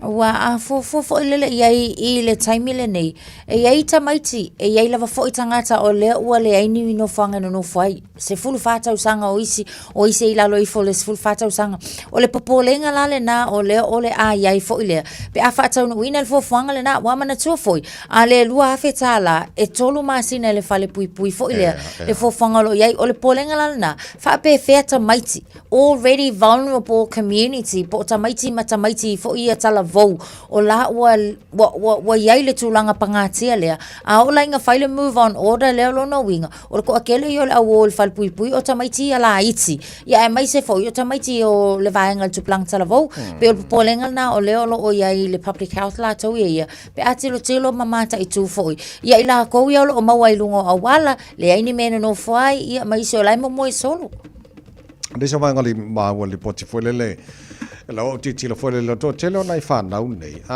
le o lo o mo solo ma ale le me tau si lanto e ma fo mai tonu o le me na fa na mai lanto o po tonu ainga so ila o ti tilo tele yo lu tau mo tanto foi ele tu langa le wa a ola mal tamai titi ala le loto fale ia mal an fale o le me o lai tau sia ia ma raise up lo no langa foi le o te loe tupu e alta mai titi e manuia no langa ma ngai i se lumana i lei. O le wingo tala foi lele o te loa a lele ia ma tu al tau singo nei whanau. E te tupu mai foi whanau e manuia ma ustai. Ia ma ngai i tūlanga lele mo lumana. Ia. Pea nei vanga nā no mau e o lipo te foi lele whai molu i tau foi mo tātou. O le winga na fo ile o le lātou tilo ona e ngai ka maiki already in that difficult whatever o ngai ka maiki lo langa pangatia ia e ato e wha o popola ile tūlanga wha apea e kusa lava foi avela mātu o ta maiti ia o ai o le angofu mangeita maiti o i o le ava ai ta maiti pe o le tele na o le whaina o lo o iai fo ile le tilo le tūlafono le o lo o tau wha ofi mai le maa ia a sa le ia le lei vai fo startup team mana i ora nei Taeao wha mole ua malu le Taeao whai ama whai le piti o le Taeao ki a fo le maa di lantou ia ma se tātou o lo o whapenao na whita i tunga tūte mga luenga ora nei fo Taeao malu whai le puki Iu e ko ane le ia le moana Taeao whai ngā luenga fia fo ia se fa saka ki manga ia fa mole ko fe mana i o le Taeao ko fe manga ia fo ia po ikin se fa vela la ko sa mo mala ko o fa fenga ruenga ia wale o pe maka mo budi e ka ma fa la ko sa mo o fa pe wa dai mo ko fe va ngare pa la ko ade e ngo ko sa mo ar ka manga va ka mo le va ia ngai ka mai fangu fo ngai ka nga le ma fai ang ave pe aka o ia sola lo matu o le fang vai vela ia le ka ko thermal ngai vai ka ia o le ko ia ko sa mo ia nga fiwala ia ngongolo ngela ko fe o le ala fai mali ia ko ala ko sa mo sa le le o nei le o le no fa longo e ta no le o New Zealand la tu ta no mo na soka a panga solo le polo langi soka e ta no la mala au Iran e manga yo le e a makanonga sangi le dio le peace o filemu aka alo lo malako good timing so olo duty lo ia pe mafai ona manumalo ia la New Zealand Iran wa New Zealand la tofa longo pe tulanga baru lima il fanga salongo awal lang Iran tulanga dos food so la pingi ngel kulanga dos food mal tulanga baru lima kalau sia ka ko au ano fa longo atu i records ole all white si world cup en tatu nei kusa leia ta longa lato pool ele ma se malo anga kusa pe ya kodu e kusa la fa po kusa kodu mo kasir malo kalau sia ia so ia talo sia so ole pe o jalo tasila wa uli te lo pe free TV1 elfa screening ole ta longa le anu sina ia mo la to mul soka wala nga ka ko kalangor soka ia to te foi la to fi soka la to ia so ta po i for ka ko all white po la me la tu ta longa fa longa ka longa Spain len ta le Malaysia au ngel ka so o fa pe ali Spain ali ole wa le nga ka make ar ka singa au e pe ki o so la nge Malaysia pe ana pe ki la ko pe ku kusa e mala au pe o la se mo la ro ku la au le ka pingi ma Spain ka ya Cabo Verde ia ka fe ri nei se sikoa e fa nga ka fo eri ia tu la ngo ta longa le la ma na o ska ri le ma ro la ka longa e wala ko ai le au le nga la ka ma ga la lo le na Socceroos ma lo ska ri ma ta no fa tu tu ala la papa as ma nga Australia nei Taeao ma lo la versi fu ma wi must be a season for Australia ta vai ia se kom fai mai ia mo soccer nga mai ska lo nga ala ka pi ai ka fi ia fa ka o ka laka mai fo inta mo sanga toa ka roi Australia New Zealand South Africa Argentina ya mai si awlo lang ole Rakesh na dulen ta alolita ta no ta po kala mel ba so ta tu nei o baba ya tu lang o yo tele yo le lango ethnic community sile ele tulango ele ia le fa sia mai fo ia la tanga venga por ele leo como si no leo mai si ba I le vei o ia masui tau wā mo le Labour Party O le leo langolango ina fo ile le to atele o communities la tau ia ese uma te tono nei New Zealand. Ona o le tūlanga fo isanga lue ai ia lea fo a le sunga ia nai tui te tono mtanga lue ngā leo. A wai pe mai tau atu sanga lue le Ethnic Ewing and Communities Relationship Manager. E tele lalo nai loa I le vaenga fo ile a tau I le vai fafo ia maloto I fale o communities ese te tono le Pasifika. Le lai pe o nisi o vaenga sanga lue ai, ethnic communities, migrant communities, faith groups, community leaders, Māori and iwi groups, o isi la I o to atela la lea. Leo lo lango ina, ia le tū lai mai o le suile I te tono le vaenga a le pāti a le leipa. Ma e mai tau ina lai le lona sfultolu ai o lona ngoa, fo ilea o lona soafa I tono le lisi a le leipa. E ongo maua so na vanoa, fo ilea I te tono le whainga maro, pe a wha apea tū lai mai le leipa, but o tū langa ia o lea o lo o lango ina ai le to atele. Ona ole a le le representation o le Pasifika ia ma communities ese uma I te tono le palemene. Pe a wha apea la ngai kula e mai le leipa. Ai sa le le lei fa mai ki Anamika a la o mahalo le Chiefs I le koko Samoa.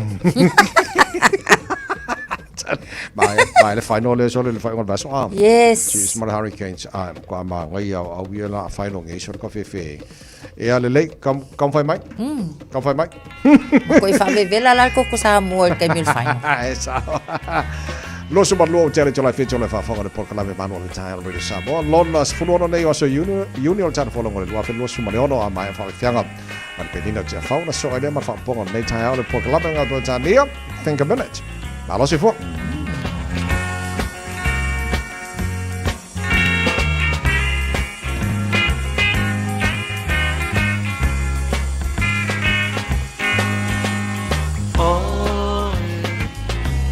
Ole tupulanga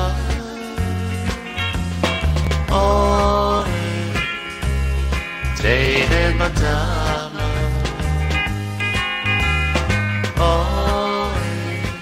Olele malele ana Oe Samoa monira Tama Sieli I ole ama Tama E talfa ate Tama Tay tini kagu Ino ole na ho Le keni tafa inata Tua mia pa manu le o tele Samoa O mago le ua Le pai tui na mai dunga mau Talu ai oe na le tupulanga Leilo le papa o Samoa mo le tua mo Samoa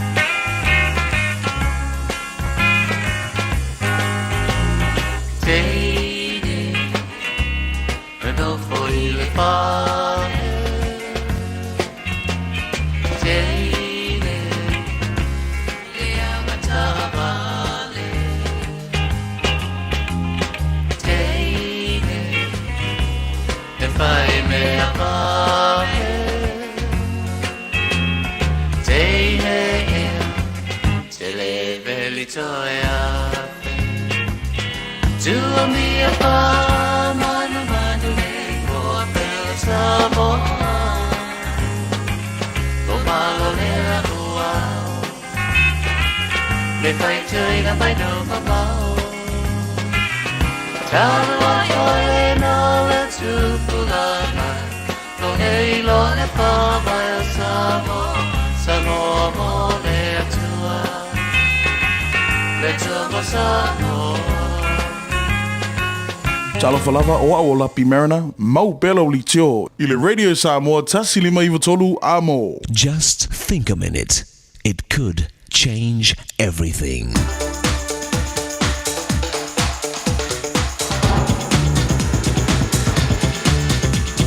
Think a minute.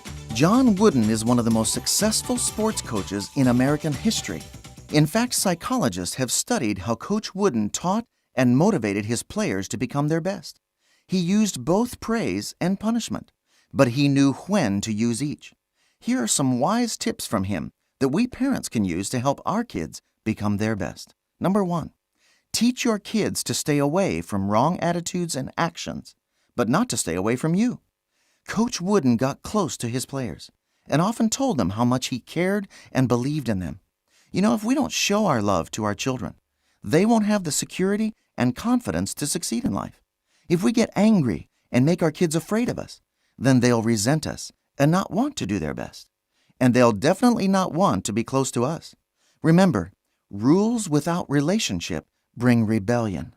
But if we explain to our kids that our rules are so they'll be happy and successful, then later when they leave home, they'll take both our love and rules to guide them the rest of their lives. Number 2, correct wrong behavior as soon as possible. Don't wait till it builds up and you finally blow up over something else. Help your child understand right away what it is they need to change. Number 3, don't make the punishment last too long, but make it fair and appropriate. Don't use a bomb to kill a mosquito. And never shame or humiliate your child in public.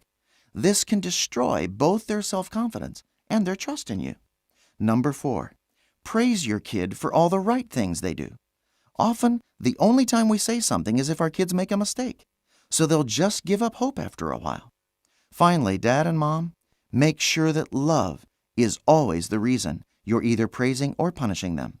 But there's one person who loves your kids even more than you do. He's the one who gave them life.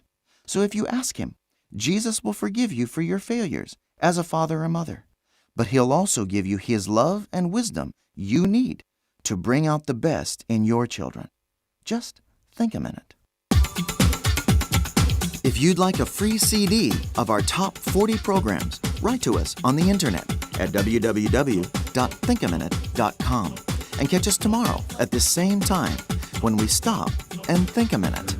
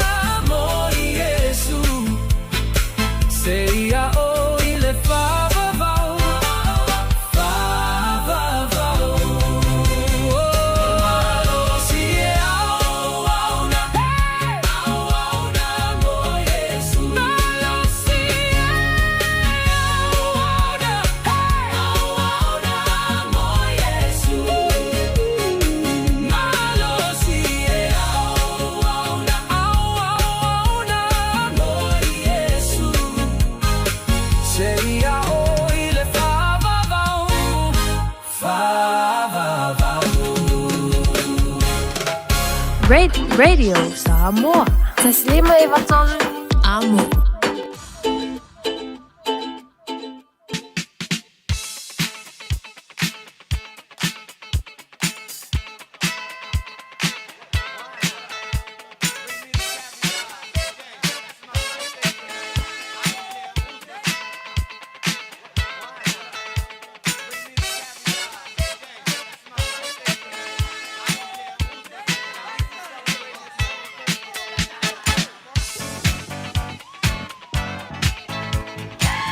Popnega swana bola so luar nei sfuluano ya so uni o le telefoni na matala mo pe ma fa na fa nga ina mo mole se family ngo se tasi fa mana tulo na se fa na nei ya so tolu fitu tasi lima I va tolu no mo fa na no tanto emaili On air at radiosamoa.co.nz. E ma fai fora fa nga tanto Facebook mari YouTube ro le Samoa e filia o e po fio va kana va ve no me la family ngo nei Taeao tanto telefoni nei Taeao fa kala fa ya te fa la fani Pakawe lahi matawai whaftai tele le matawai ma lua soa tau ma wae lua stengi o Natasha. Whafkai lawa mole awanoa o le asulu nei ia whamanatu ai le lua sfutotau sang o le lile o me lu wati mai la fioanga le sam whale lau niu. A whai wae ala ngei kaimi ia o le asulu ngei wa ko ailo lua sfutotau sanga ia manguia kele lo lua sfutotau sanga me lu whaftai mo mea umatau singa lo siotama o Sammy Roberts. Ia ere ngata ili o kako ainga koa ma ko kia lof kele mo o ero whaanga o ainga mai Samoa ai mai senge ingusila. Ai sile elo whaanga lo nena reo whiala whani ma le whanau. Yo ne anga mango kike. Whaftai ta wai mana Natasha manguia lo kiuke. Tai na whiala whani ma ria whore nei Taeao. Tene lo bisi whamani anga ilo pito. Nga mana. Le i o mai se whamani anga le suana. Le se whamani anga. Okay. Le lei fo I... Se yo te baba ya tu nga o kana mikale pa mai fa mo ya mai las fa nga o si file ma lo las ia le le e ma re yo nga le ja ta pa ma lo se fo Talo fa sai fua man via nei Taeao masango fia ia ole fa manianga mo se utama peleina le mai sa I Caris matani se ngai male tolo ba ai nei with Auckland ia o nei ato ai dona sfuluono tantanga ia whamanuia le atu ai lo wola tutua e to anga le aunga to anga lotu ia ma usai ma tua ai silio na e usai le atua ma lo fai le atua ia o alo whaanga mai te utinale I lungo le awala e alunga luenga whaftai Tai lava mula wanoa Tai maria fo le nei Taeao wa fo nga mai o ta fo maria nga le Taeao nga mana ia Okay, lele na na to sakitasi te wes family nga pa uya ta ua le ai lungo le Facebook, le ai lungo le YouTube, le ai lungo le email. Ya mal ta telefono ta ba au na nei Taeao. Ya lele o le ata pese, o pese fa amulia to le pulenga ma fa ngal radio Samoa. Ya mal ta ba kala me manual Taeao to was fa na. Yes wa. Yeah, and you tell her to was so full and happy birthday. To was fa le ba.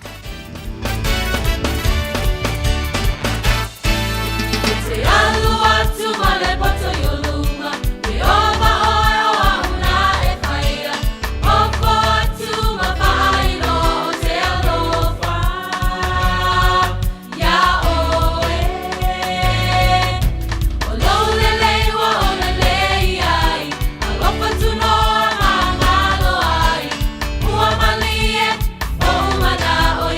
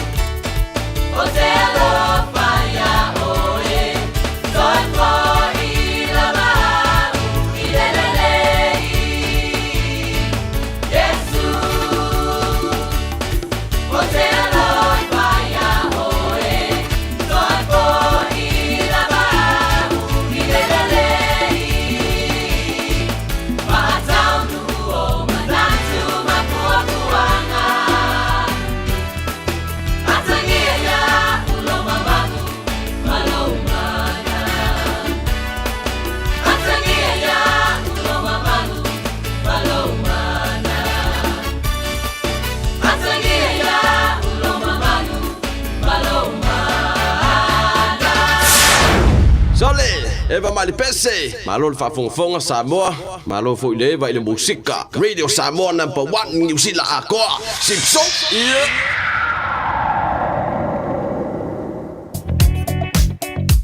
Taimi pisi o lunga o tātou au wala te tele mai tau atu le nei fo taimi o le Taeao tele vaenga o le au wala o loe o lo o faisi pisi mai mō tātou le tātou State Highway 1 on a northbound o lo ia delays mai I le vale takanini nga ia te fo papakura e whapena fo ilai manu kau ma le nga ia tu Green Lane lunga o tātou Great South Road o le fo ia mai tau atu le taimi le nei faisi tele o poloka mai ngā vaenga le nai o ta huhu faso solo atu Penrose ma Ellerslie tātou Northern Motorway le taimi le nei faisi mamafa on the southbound ile anga yanele na ile tato Harbour Bridge ile nei fo taimi o le Taeao lunga o tato State Highway se fulu maleono le fo I maita watu eastbound anga yatul taulanga faisi pisi mai vaengala Lincoln Road anga yani te aritu ia whapena fo I malanga I fo le tato Waterview ai mai se fo I St. Luke's ile maita watu le taimi le nei faisi slow ile anga yatu lunga o tato Central Motorway Junction ile taimi le nei lo maita watu fo inisio vaenga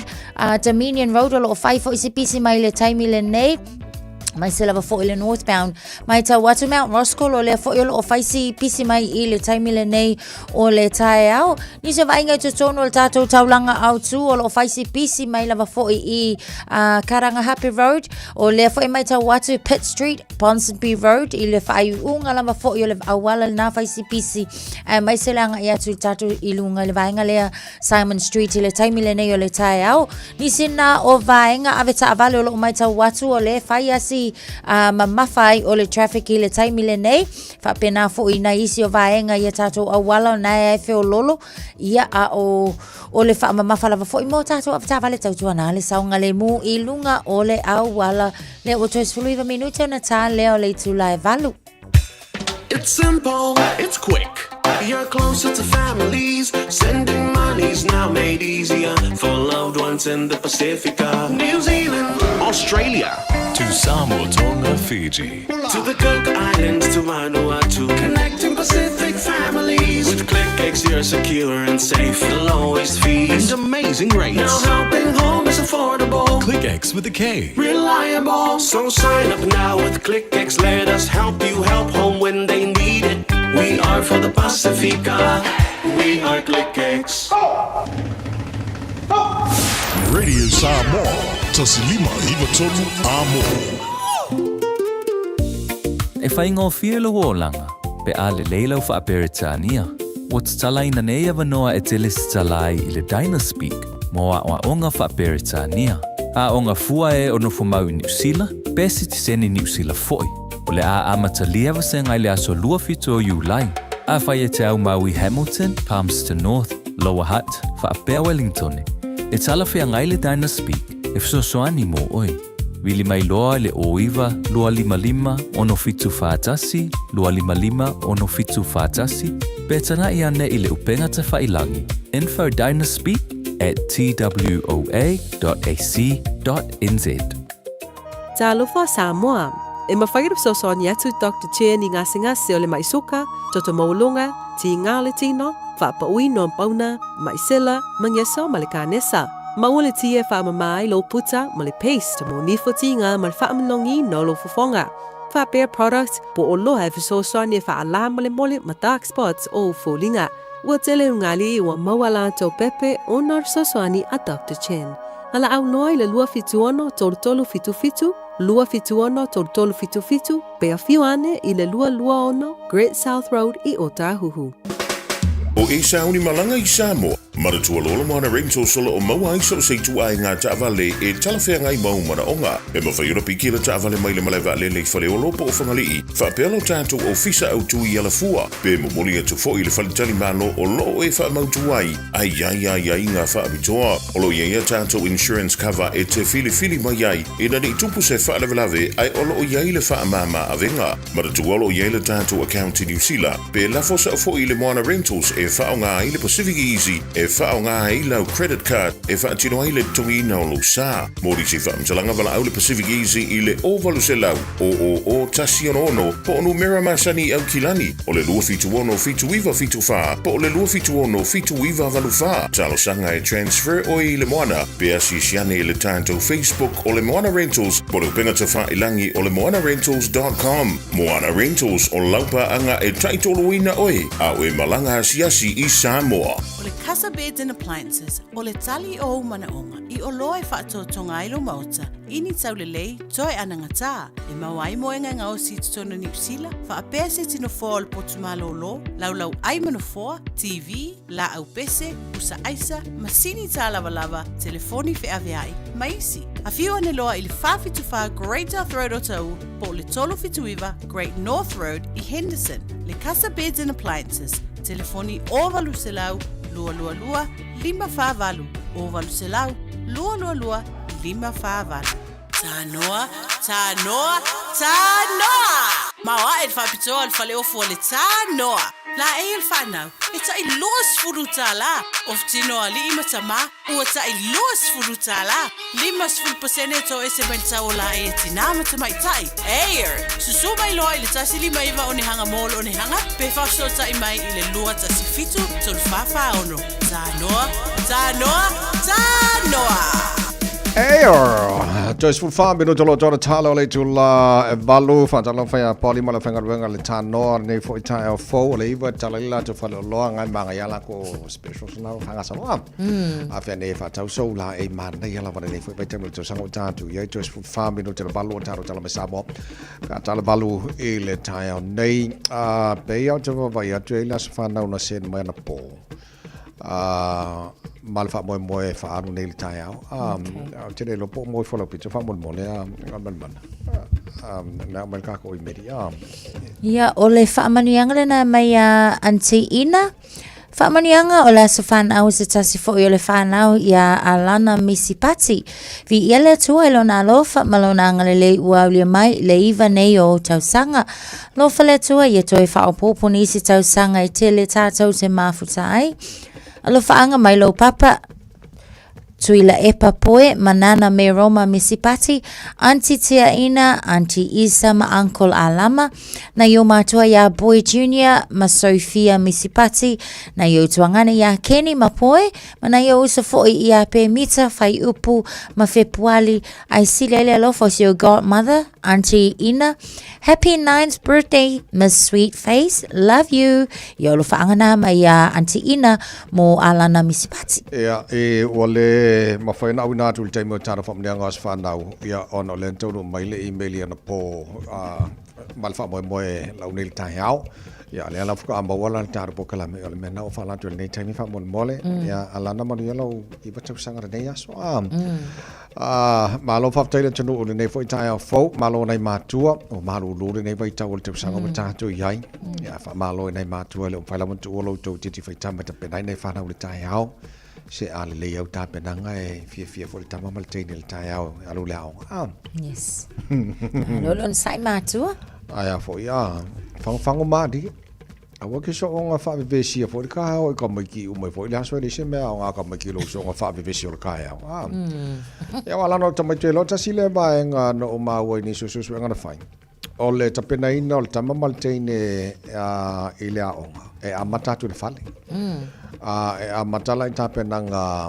a matua foilea alanga a so nga fa vesi lo matua ta mai tile Taeao upset mal ma fo ta mal tene o long wingala e la kwa ia ka lang mai tawina la so fa ya ta mai ti e atu la wa ku fia foile la on na ta mai ti foile wa tu la ele o sekile le ma fo ya langa ma fu atu la fale right la on ala ta mal tene e a mata tu le fale ya ru o le ta mal tene la o ma kwa fia la kulai o ai Le mas fa ku vesi ol pokwao.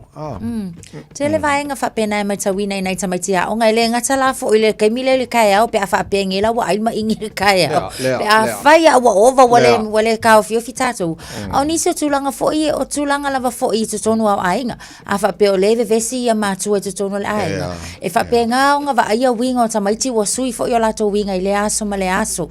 But aso e su ela nei tamaiti ia fa pe mai o langa misa o langa fa longo lai misa a so se me lava tupu te tono le fale e a faina lava le to atele o nai tamaiti fo ia very sensitive children le anga ia tu i le aonga ia ona mai tawina le winga fa pena ai mai se lava fo ila i taimi le Taeao so i ke le fo tata o pitola au matua i le tama fai fo i le pui a lava nai whanau ina ia saunga le mu pe la to le tulanga fa le mafau fo i le ia awala la to anga i le aonga ma le to anga i mai fale e pe o le winga na alfa mtalanga fulele e a matala au ngal tama malteine a matatu le fale e wa a le leiloa a fie tama malteine le fale ale ia lu ola o ngal watu pola ola o e ala matua e look forward for tele me ola o ina ye tono potwa sa tatal no nail Taeao tele rough sleepers ma homeless for ile o le mo ia pulanga fa lima o te maiti ne wala i ona o le tulang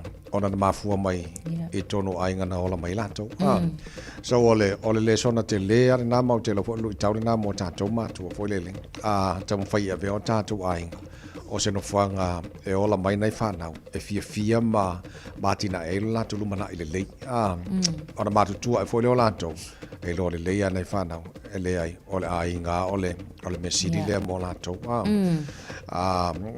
they find peace e le nganga ole ainga fia ele me lai ola mai nei whanau ole se sengala na ole nei vai tau fo i wa tatu ye mal tau fo mal nei la langi ya wa fo ia so lai Samoa e o mal time nei ele se homeless i Samoa so se tamai titi o tangata matua ona e o inga makukua mafai a inga ola inga ngofo fo i matua le to atelo tatu ai ole se sengala na ola langi ole wa ia ia tatu fo ia mai se fa na ole nei fo i la langi mal nei tu langi wa tatu ia ona pe a se full values full evaluos full ia o manatu taonga alwe so na ia vaenga fo ile se fale no fo aima but o ina fo ila ia ma fai ila ona tula ina tulanga fa apea pe a fa apea la vai le of so ta ma matua ile ta ma fai fo ile ia tau sia le pe ma so so ani ia so tana no pokala me matua nei Taeao o se mele le tele le ola mai na yo to wala mani matua fa na ala la to te lo i to tonu le ainga la e maua la to le fia ia manu ia nei whanau molu mana ia o nei whawhanguna mo tātou mātua le Taeao wha mole se i wha mangi fia lau sasaranga ma lau pōl kama kiki i alu pōl kama markengi lea onga o le se fia lona notol nei Taeao maka penga le me aia nei tamaiti wha mole ia le tau mawhai watua nei tamaiti au kei mingi wa Malu so e ni dala le mawhana leo tino le tamaiti tipe ala leifo i leo lana ai ia a sao le ia le lei tama mtaine ustra ile ko makua mo ko anga le onga fa mol a kuria ko oi a ave o le onga you are supposed to be at school ai le tu atu o lo tama lo tina la kia le ala ka fa so yes lo winga la o mo fo le onga ia ngal ka fa so lo ala me mo ma fulela le vaenga le lunga ile a onga maululunga ia wa te la taimi vai aku le awala o la fefe o ai fumtoninga onga o taimi o tauna i tono potua a sa le sa na banga na o titi lo le tatou le fefe tatou sumpal Taeao on sa mai ko kikia on ka ko on sa ka ngai matua wa ko ke ngai ma ko fefe fa sumpal ka ia on sa mai ko kikia fa ka ko pa marstino ai wo ba kiki mai o titilo tu fata sing o le oa maltama ainga la to e tele la to o tono New Zealand ia pol ba pol la milion ia tu sa tu fata si umala to wealth ia pol la to o lo ia ke le alko pengi usile le se la do suru iva bilion Allah so le ke le ari le tu lango ia ka bilion e ko usile ma le fase fulu tau sanga talu ai sai le 5 biliona ai o mai le lua felu sulu o se la lua sulu iva biliona o le makua ke le lava foi ia o le nei jump o le sitanga o le o lo o ua iai. Ai a fua lava la iai lava la i la tau foi e ua lava ona mautinoa o la sa iai lunga o le lisi foi la lea. A le mai tau atu le taimile nei, ua kele le au vaenga foi e le au fou. Ua se fulu iwa pe a fua iai i le foi numero a lea la iona tula i mai foi la. O le fulu iwa la ngā le ufa popo e la tau le se fulu tesi malusu lua biliona. Le la ua makua i ke lea i le foi numero lo no inga. O le lava e tele le au tamau a inga foi e mele au mau o te tono ni sila. O whamamonga i e whamawina le National Business Review, NBR New Zealand. E la tau te whamawina i a rich list. Ia po le lisi o la tau foi le e tele tamau a inga a millionaire, e ma billionaire. So le whapea o rengi billionaire ko New Zealand, e lo kiki lo kori ai. Luas fulongo. Kuso le fasitia ma sfulu valu sai ai. So le. Ele ko ke la ni la o ele ki ori a fa kuli capital gains tax ale. Ele ke mai. E ho ia ko ele ke mai. Ai ngi va mai kamai ani o ke no kamai ele siling ke. Ini jo vo fuanga vo le ai sa le. O ni sila vaenga foi o le pe associate ile au vaenga la mau o ia. Pe la major exporters pe vaenga le Zuru, Tallies, Main Freight, ia aluange ile vaenga tau te konolosi o le e ile zero. Property and infrastructure development, so lisi vaenga le na energy investment le yele tot corporation ile taimile nei film and tourism Peter Jackson and Fran Walsh nisi na vaenga ole mai tawina ole au mau ola ia so to telephone la to asa oyo telephone company Neo Halter founder Greg Peacock, Super Bass founder Paul Copplestone, NBL player Stephen Adams, la ko umai filmmaker James Cameron malanto umalanga. Ya kamalanga leila lo umole disile la fo titilo ile ese senga o tu ainga tangata le mo la to le tele so Stephen Adam netball player basketball player quale le ese mai la ia fo talenio taalo filmmaker la to lo fo ta tifanga mai se vanga pena mai ke lo iskampangile na fala watu nei lo nga se umai ko nga awala le ala e telele tamawa ngalo Mana ia. Nela le ang umelva nga ye. Ipanga kio ka ko le taxpayers. Sawa. Ton fo ye fo nga million ya ka ko Samoa le ulungo le lisile wa nga e o tato fo ile manga fo le fa ilo aku lo lang yo le kele ka ko million ala ala ko kele ang million ya le ka ko Samoa. Wala ila ko la kele la ko fale. Ya dua ko fa di mo fale ya o le million le million fale o le 6 million le Good morning, millionaire. How's the morning? Maya se sipa ngalo million ang ale fa mo mo. Asawa. Ya so na va ngara na ne foi Taeao photo tolo mino tolo talo le tula Malu. Ya le ala fa fa mala stingol ka. Fight ka fa mala stingol ka el mari dil ka. Pa wale me kusa el million ya mal le million. Ol fiola.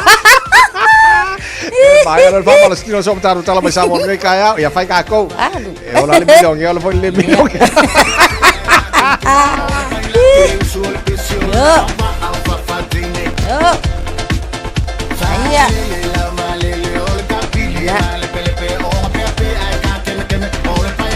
Luciane Lucy Altafa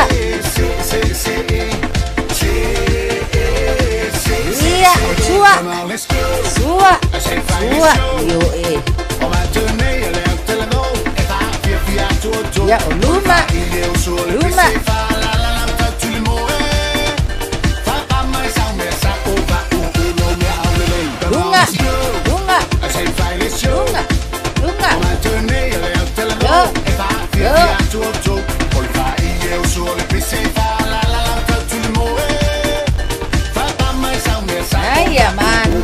sa olelay luma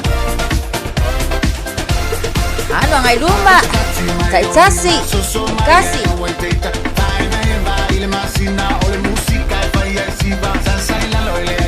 yo Au tafa po ilea, au kafa. Ya.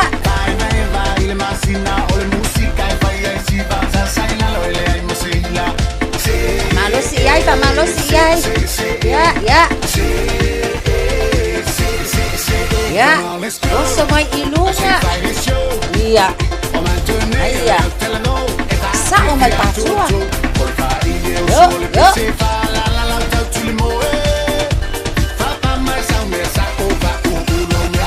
Ya.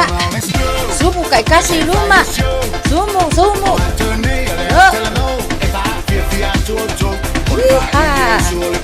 Ano lunga.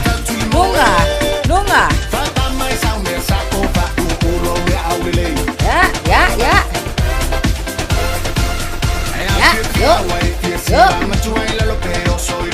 Ahí.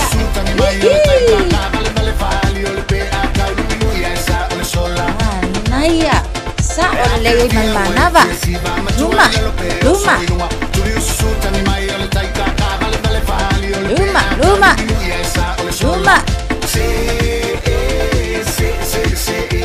Yo.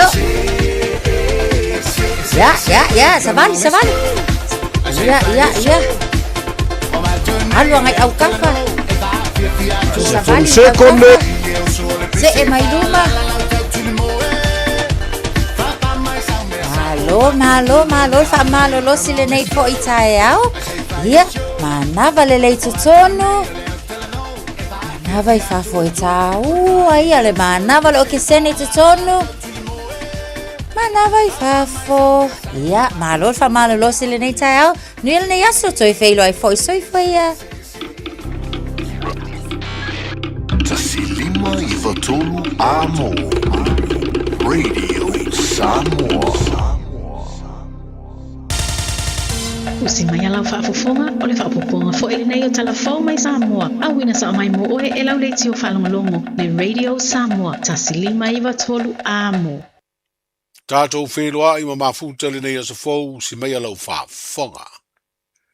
Wa whaamautu mai e le komite le malolo ngā lulua i tāpenanga o le tutongi nātua le taui tupe se 10 miliona. I tangata ma a ingo le tu malo sa fata whaapea pisi nisi tau tūlisi. I tutonu o le tu malo. Tanu mai masina o tua na i o mai le masina nei o yuni. E lei se tau i wa tutongi nātu. O mafua le tūlanga o na iei nisi o tāpenanga sātu e whaatino e le komiti.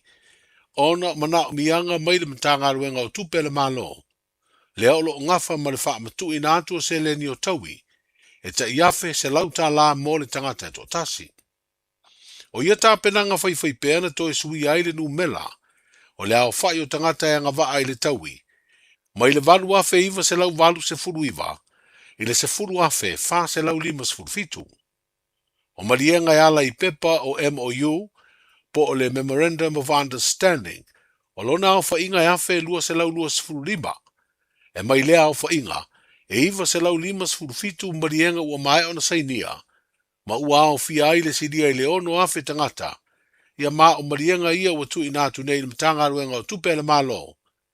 Mo le lato ngā ruenga e tau alunga le tu inatu leo se leni o taui. I tau ngā tupe i whare tupe se. Ia o MOUs la ni. O nei e ia tasi e ia a inga vo ie o te pio tamiti pepe.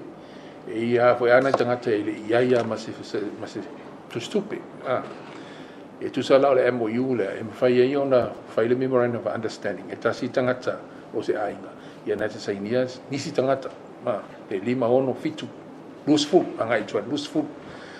Ia, o ngā luenga tere lana lesa tau whai. O lana whanga soro teimi nei. Ia, o le kau whai hoere le wha mauti noa, verify.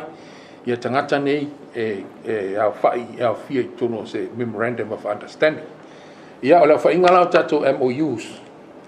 Ua, o le wha inga MOUs na wha develop mai le ngā luenga nea tato committee. E afe lua se lau 2.5. Mantua le umana uta ua tūre whai numela le sifuru afe mantup tangata. Ala whai inga lau MOUs leo umanga ngā develop mai tono le. Le au whai inga nei. Ia afe lua se lau 2.5. O lau whai inga o MOUs wa uma ona saini. Wa uma lo na whai, ona whai walo le singa luenga e verify. Matangata ni tono le MOU. Ia, iwa se lau 5 ma fitu. Ia MOUs na leo mai ona sain. O lea whainga lau MOUs o leo amat leo ave o li tatu bank, i li tatu Ministry of Finance. E fitu se lau fast fu maleono. Ia lau ave o li tatu vaenga li tatu Ministry of Finance. O la tau e faso so ina mai le tupe lea. Iwa se lau 5 ma fitu MOUs o umona sain. O lea whainga o MOUs mai li iwa se lau 5 fitu lea lau momoli o le maf. E fitu se lau fast fu maleono. Longo inga le toe isi MOUs la itia le toe whaile sia matonga luenga le titi le tau whatino. E fitu se lau whasu rono la lau ave o le bank. Ia, mo le a matalona whatino ele la tau whainga luenga ele la whaila la tau process. Ona e tau na alu la ko audit, ia me umana. Ale uta pina umatoa matou le information there pe ona iai ele whatatanoanga ma le verify inga o tangata nei.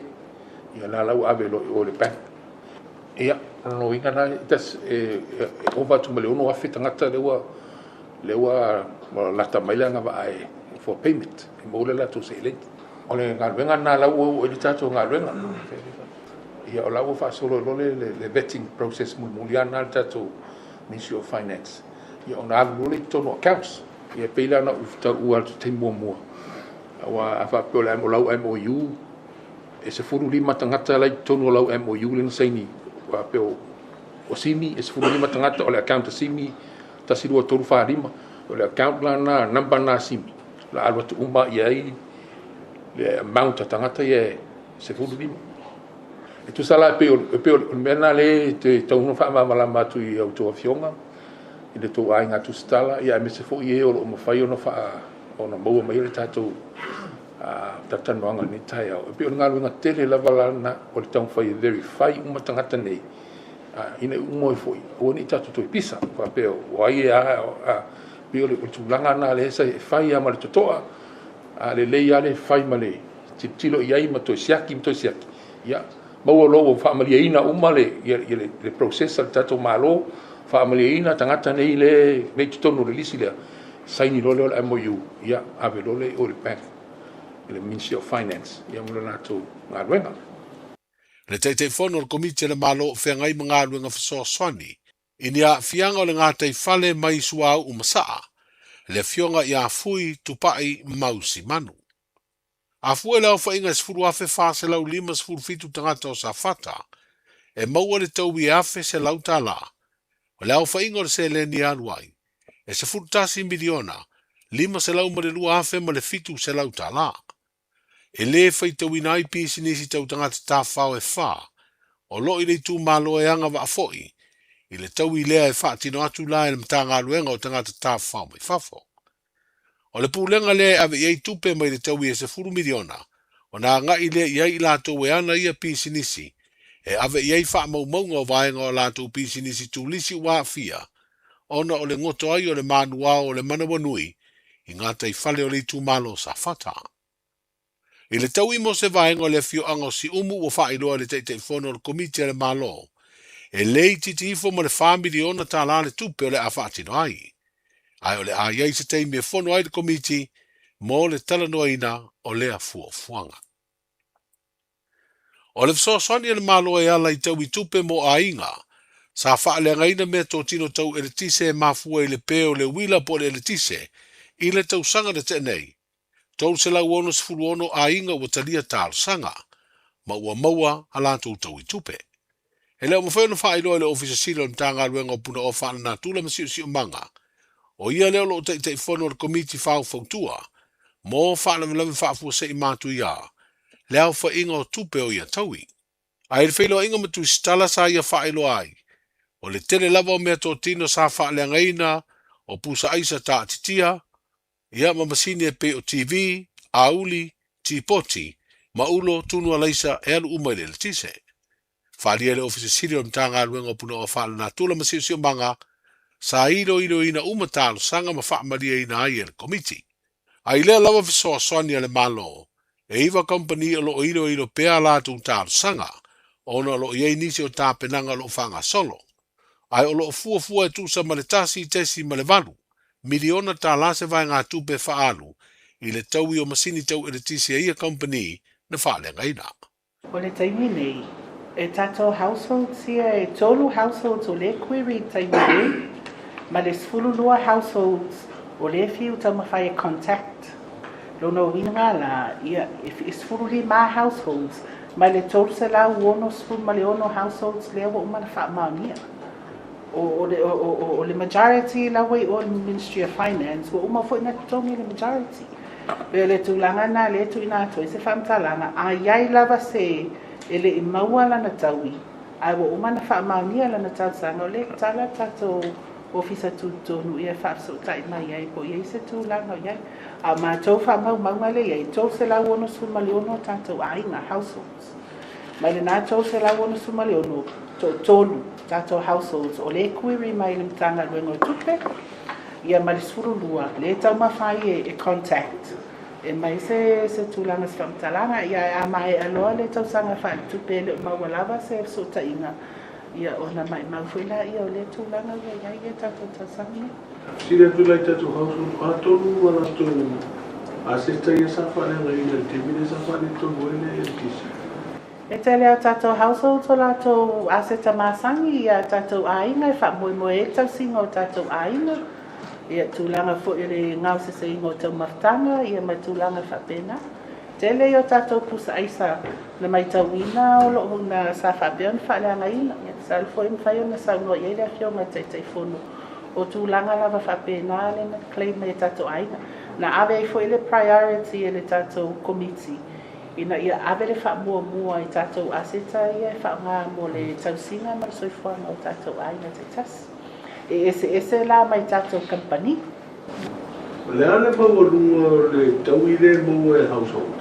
A le ale maua lana. E le ia se tapu la au ni taui. E fua lava le tele o le taui. O le umwhai on wha amaunia I le taui sa whape. Pu le tausanga sa whape antu ina mai. Ia ai le mātou lava ia tilo ia. Ia o lana le ia tu lana o taui lana maua I tato households. Ia I fu ia isi sa whape na le fia. Ia a le tansanga ia na tu ina mai mo se whaataitainga. Ia pēna o se rice cooker, ia tūlanga o le tipoti wila mo se whaataitainga. Ia na le pau fo ina tūlanga I toi whaatino ia I le assessment. Ia e pēla te leo nei tatou ainga ia tatou usa isa whenga le tatia, chest freezers, taunga tā. Ia o vaenga umana le sa whapea mawhai ona toi ave ia le sosa. Le fionga le ala isala noa Francis Brown Robena, o le te whono leo o komiti whaafo tua mo ngā ruenga whasoa swani, I teimi o whaalawe lawe whaafo sei mātu ia. E tos furu iwa tangata o lo mana o mia nei e le whono whaavaya le tu malo whalea ta wha. Ina ia wheso o ta I atu I le ofisa mo le toi tutongi I nātu, o le se lau limas furu tā lao le whasoa swani a le malo mo le toi ae o a onga. Ona o leo mo whaailoa le whono whaavaya lana o penga ta whaailangi, ua tala whaalua. Wa whaailoa I se whaasiri silanga o le awa noa muli wa tui nātu ia I la tau wa whaasara lau suafa I lunga le upenga te whaailangi le whono whaavaya whalea ta wha. O le aso tolu se furu o le masina le nei o Iuni e toi to tongi atua ia se leni. O le atu I nātu le whono whaavaya ia tangata le ofisa au tua le poloketi. Mo nisi tā penanga whaale tū la whono mase whaai unga e whaia iai. Pe a le usi ta ia le tāro sanga a le whono whaavaya. Wa sa loto se tina limas futolu tau sanga le soifua. Mai se morianga na tua iai. O lona tu la fwa I o se tasi o whanau ala na whanau o tolu tau sanga le matua. Ma ua le whai ai lona tiu te wha matua. Na mafu ai o na whanu le olo le tene titi tolu tau sanga. O le ua maliu o se tasi o whanau le tina po o se grandchild. O le masino o ke topo le tau sanga I lua whenua tasi. Na tu lai mai ei lea wha lave lave. Le wha pia mai wha maunga na mau atu wai le tene titi wa umaleola. A o moe to tonu le ta vale le ainga. E wha pia mai wha maunga leo. Na o ai le na moria ma se tasi o le ainga e wha tau le whale o loa. O le fo iane o le wha taunga. Na anga I ele tina I le whale male na aveina le ta vale maleisi ta mai titi e tasi le tausanga le matua. Taunu le ta vale ave le wha tau le whale ma anga I le tina ngā sese le mea ai o leo ouli. O le vela o le mea aina sa ili ai lo le tasi o le whanau. Le tene titi le tolu tausanga male manatu. O lo o alu se isi no fuanga lata ale le whale. Pe ta ina mau atu I to tonu o le ta vale. o lo vidi uma i lunga wha malama, ua le taliane ma ua umalo na ola.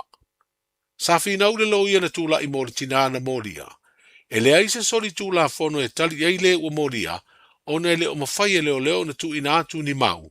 E wha mau ni ai o le tina ua moria, e iai se ngai o inga sori tula fono na ia whaia, e feso ta i le whano le ora o le tene titi. Na talia e le wha msinonga le finaunga, e wha vai mau mai su e suenga na wha tino. Ai maise, sa si le sila fo i wha msinonga i nisi o mata ubu wha pea, na su e su e ina le wha msinonga a piria ni sila. O le mai au ia sa i le ringa mai lo ilonga, na taunu wa i le wha msinonga i le wha ai unga, e so lo fua morianga o le tina o peria sa uvao ha kaia so leanga, o whalea siu. O le wha iunga le neia le fionga i le wha msino, le wha msinonga wha i tu malo. Le fionga ia mata utia Raymond Schuster, na fufonga ina ia Aberida le tausanga nei, i le savadi ai o le 5 tausanga talu na tupu le wha lave. Ae fato a wha asana lau wha lau i tele le unga tusia, i le masina le nei o iuni i lunga le upenga te wha ilangi, o loo wha ilo ai wha ai unga o mata ubu tau wha msinonga i Samoa. Pero ia Taeao i se wha poponga, soifu. Pui pui lo a inga i le tau malulu, au e te whaatali. Whaatonu nei loa lo tu i fulu, a whai wono 5 tausanga pe o vatu, pe maua o e singa se tu mau, mai tanga, po maua fo iso walo i singa se tau manawa. E ma whai o na whai e fua lo tu i fulu, tanga ia nei le upenga te whailangi, bookmyvaccine.health.nz, e vave to e whai ngō fie, mō whawhesili manisi whamtalanga, really mai le vaccination helpline, o valu se lau, lua valu lua iwa lua ono, o valu se lau, lua valu lua iwa lua ono, po o le fono, o valu se lau, tolu ono ono wha valu, o valu se lau, tolu ono wha valu. E siri le poipuia na i lola tonga fitia. Whai nei lola utuia fulu.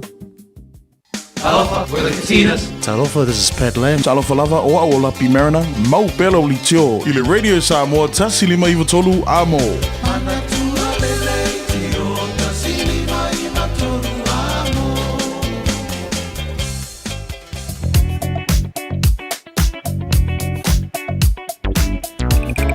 Talofa vale malo le sui fuare nei taimi o le Taeao, manato maria mai le Taeao, fa foi lo sa, fa foi male, fa utau tale lei. Langa o ten pisine o la wala o tātu iai, o lo ia foi mal tu ala lo masani el tāra po kalame fa mon mole, wa ai tamai ti taimi kolosina wala be fa mo bua o so na fa sa sawaina. Lau ta vale vaenga lo kolosina fa na mole la tu saunga le mo, ten pisio le Taeao, te le vaenga o mala wala fie mataro highways. Ya lo fais poloka le vaenga le Taeao, mo lunga ai o highways mo malanga mai North Shore. Alo te wawaiatu mai lawe o Super Day o whaasolo mai o Teha Valley, Wairau Valley, Takapuna, North Coast, Poloka i ne vanga Taeao, City Bound. Pasi mai loi, nā whaasolo mai lunga la wala Papan Harbour Bridge, ma lunga la wala whaasolo le taulanga o Kilani, lai pisi a lai flow le lei al nei taima le Taeao, lai pisi a flow le lei mai lesi wala mai tua i le North Shore, le highways Fuluvalu, mai Green Heights, whaasolo mai Penua Pai, Hobsonville, lai pisi a lai flow le lei a, link maris Fuluvalu Fuluono, West Gate, lai Manaia, flow le left, Poloka lai Titi Lava, City Bound, Fuluono, Lincoln Road on-ramp, Filolo va o te ara tuanga Rose Bank, tu Poloka fo'i Point Chevelia, Western Springs, whakana fo'i le link o le Fuluono i le southbound State Highway 1 ma le northbound State Highway 1, Wes Poloka le nevanga le Taeao. Awhi mai lua se fulu, ma leia, lai pisi, lai flow le lei mai am, mai ma Roscoe o ne hanga, awhi mai lai le lua se fulu, wha wau mai, ia le lua se fulu, Massive Road, lai pisi flow le lei, ta Poloka lava, ia le link o le southbound State Highway lua se fulu, i le southbound State Highway 1. Na tolo lunga State Highway 1 city bound, Face Poloka around Highbrook, Tip Top Corner, Mount Wellington, nei taima le Taeao lunga na la wala, after bale, malole on site, malole foi, tuba on saunga le mule angai, body to maji la onga le Taeao, fa pena foi, le angai tutu ma favor, ole nei foi aso fo. Thank you for choosing ClickX. Hey, did you know that sending money home to family and friends if I'm the ClickX? By Australia, fa New Zealand, to pay for my no eye. Ubolu sa baki, manono apolima, isamo nei. It's simple with 4 easy steps. Sign off here, ClickX. Sign up now or log on. Select Samoa, ma'o, mi le send. Ainga will receive in no time. forget safe and secure. Taonga le mu oila utautua. KLICKEX. Au nganga fa atua tuaina. KLICKEX. Fa fainga fia so tanga mainga. KLICKEX.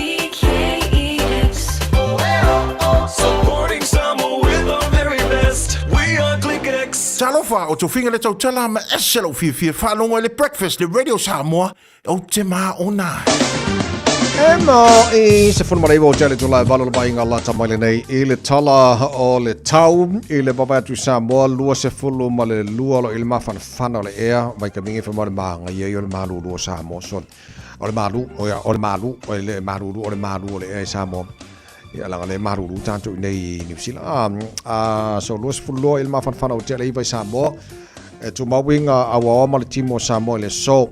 O te wawai atu whaina o le lua se funvalu degrees Celsius morunga le vevela na Samoa e le neia so lua se funmarwha e lona mawalalo pa angal taro pukalame o lo taro mafuta lunga le Facebook ma le YouTube o le Samoa ia ma le FM 106.1 I Samoa malo la brasi fumanuia e le nei taimo le Taeao so ngaseo manu te filo malo si fu le nei Taeao la whaafonga mai oi vai te leuta ia amu I oi o aku Samoa tato vai tulanga o le tau tele vai Australia good day mate malo se formaria pa angal taro pakalame so se vai Australia lo taro mafutai fesimaru lu tele o le mo Canberra falo I le nei vai o le Taeao winga fama wino le tau mo le mo Canberra fa sonon puao le tau le Taeao langi le lefo iniso time is fulban morunga na malu lu fa mo wino mo Canberra le so Melpone, ma loro se fu manuia le tano ala lampa pa so se banga melpone lo tara mafuta le nei foi Taeao fo se fluono lo il malu lu e le nei banga le Taeao winga fa ma wino le tau fa solo na awa pa o timo ni so taimi la titil taimi langi le tau se fruiva mo lunga na malu le fa ma wina mo melpone le so malo na tano ala lampa pa sini Australia ma loro se fu manuia ka malu lu e ka se flu lu o le malu lu nei banga le Taeao le asulu matongo file la mawhanwhana I le ea los fulua I lona maulunga wha mawina mo sini Australia le nei fo yaso. Brisbane Australia sful whalo I le marulu I le nei taimi o le Taeao wha maila wai tau la whasona na awa pa ona e wanga niso taimi langi le nei fo niso taimi losu tonu marunga le vevela wha mawina mo Brisbane le fo yaso sone manga ia le Australia di e vevela le marulu isi piko ala e manga ia mai di vevela le ea di o Brisbane marulu ia le Perth Australia ono Olo ia nei taimi o le Taeao whasoro na awa olang le leili tau se fulono marunga na marulu wha mawina ia mōre nei fo iaso le tele na vaenga Australia ma le tūlango i le tau wha mawina ia mōre nei fo iaso lua se mai talo le tau i le nofanga whasalonga Radio Samoa tamaki makaro au ki lani se fululuola i le marulu nei vaenga o le Taeao wa atu o lo wha marumaru mai awa oa e mana i le stimu nei vaenga o le Taeao o winga na o le tau le so e whasolo ina awa pa utimu ni so vaenga le tusi sifo au ki lani langi le leifo ini so taimi o le so e ange maria marsavidi mai matu si sifo whasolo na ki ange mai sau te sifo ni so taimi o le Taeao nes fulono marunga le marulu wha mawina mo au ki lani i le so Taeao pe auria langi le leile tau tutusa le marulu ne ma Taeao se fulono lona mawalunga ranga yon tuatu las tofi awa lang le leile tau awa lang le leile as for reile wha pena wha manas na i pa utimu la sa awa lang le leile as ngofua o le pa yasoro mana i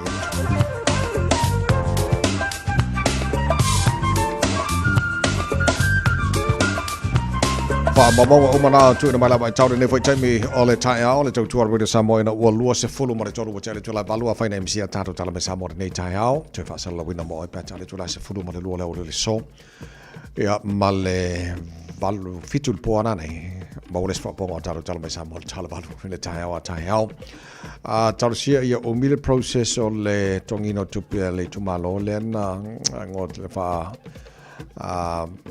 ele ngotol ba foi le New Zealand pe o fasi ala tai tau fa longa tau sia e o mi ai ia le lei wa te lo foi ala na o mi te lo nei vai ngo lai nga luenga yai ia tau sia ba vena mo tu pe nei tu malo foi le ono tu langa nei foi ia fianga ele va ala ko le nga la ku mo ko foi o ka ko nga kai fale a fai nga ia ama o lo ko nga fio Ya ai mau ai mala au kai luang kongi se lau lima suka la so ka fe ri pe fa fe nga ko punge me Samoa ka fe ia le lei ko ave ku per malo fa mon mole ki o mo wange o ko se kai mi lo su fa tele la valu smela fa fonga ta to mo fa Samoa le Taeao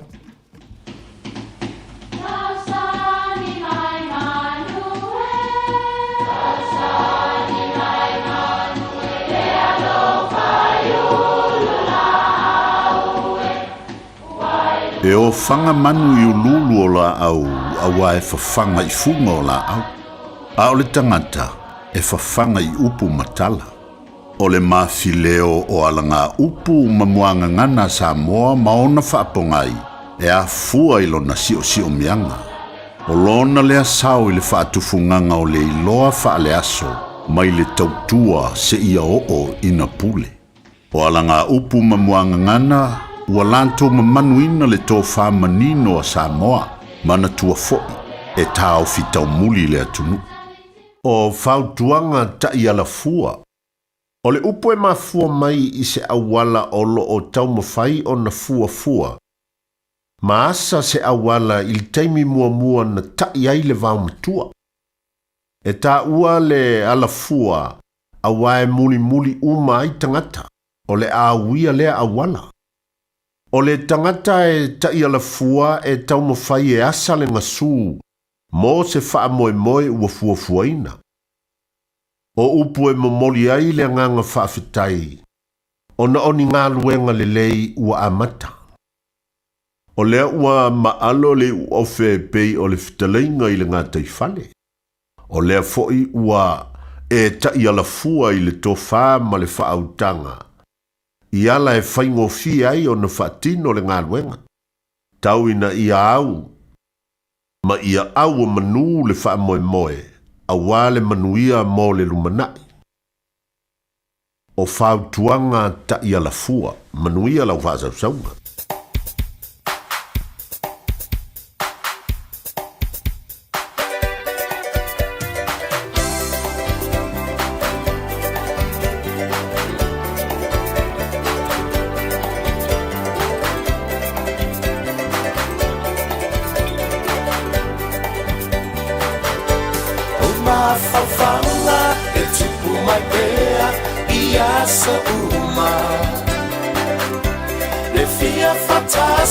Le fia vai ia o esunga lo usei la urosai e sili le manomi la tifa imoana la utaimane watasi lava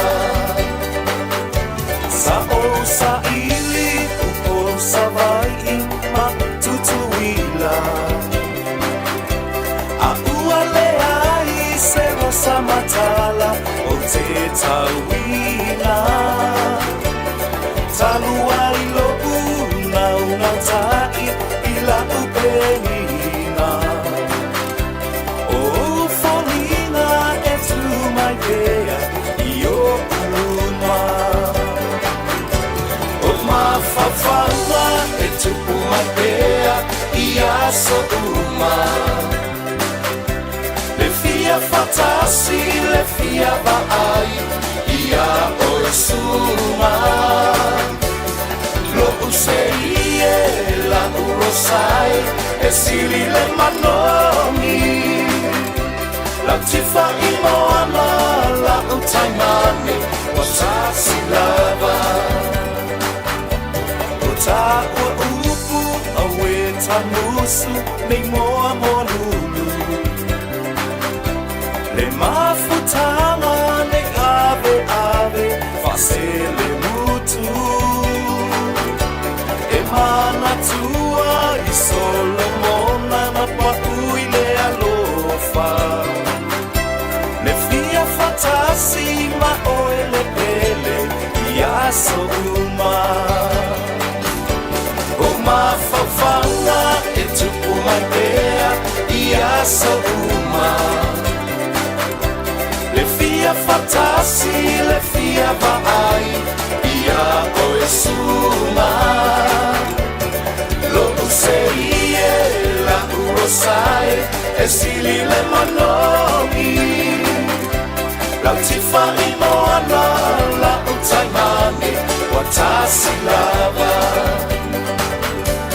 Samoa oi o la o mosai Fai mai e sautala O oi ai se si awani O ita wa tasi Ta umaya o so manatsu betelo famoni Mama tua le tata toma se yo leoti O ma fafama e tupu mai bea ia so uma Le fia fatasi le fia vaai ia o e suma Lo usei la urosai e sili le manomi Lau tifa I moana la utaimane wa tasi lava O ma fafanga e tupu mai bea ia so uma Le fia fatasi le fia vaai ia o e sunga Lo usei la urosai e sili le manomi Lau tifa I moana la utaimane wa tasi lava Lau tifa I moana la utaimane wa sili lava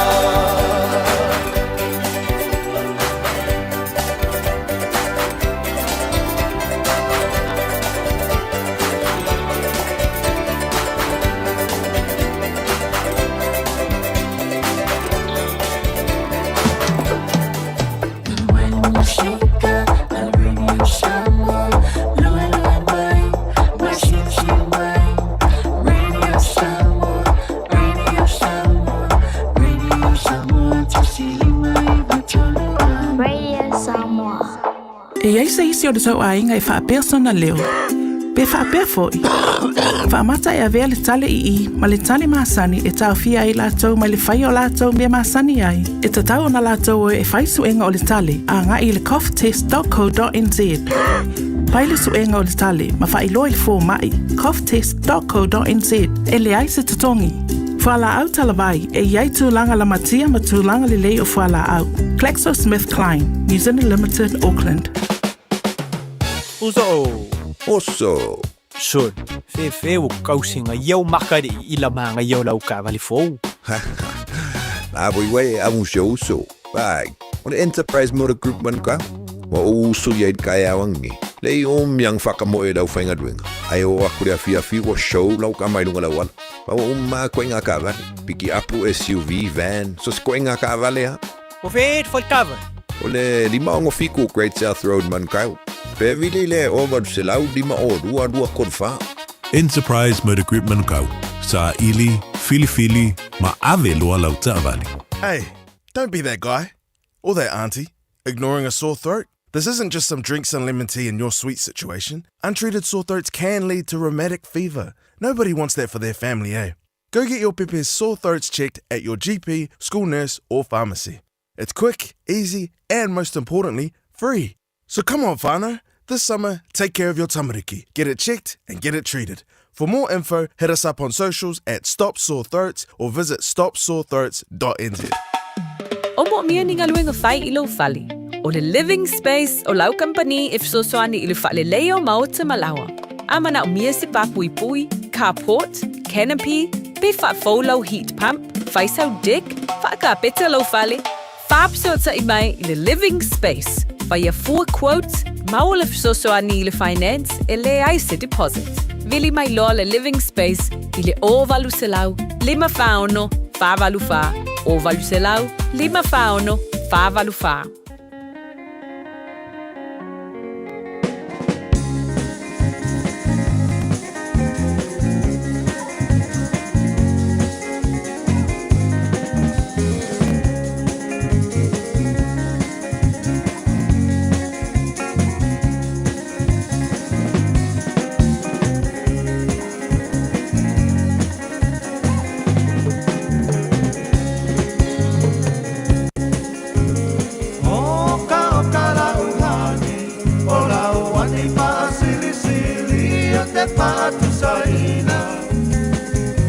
se apaela pi Pose pisu pasili Pose masike ke mai piti pasina sapasui Oni tamato malipi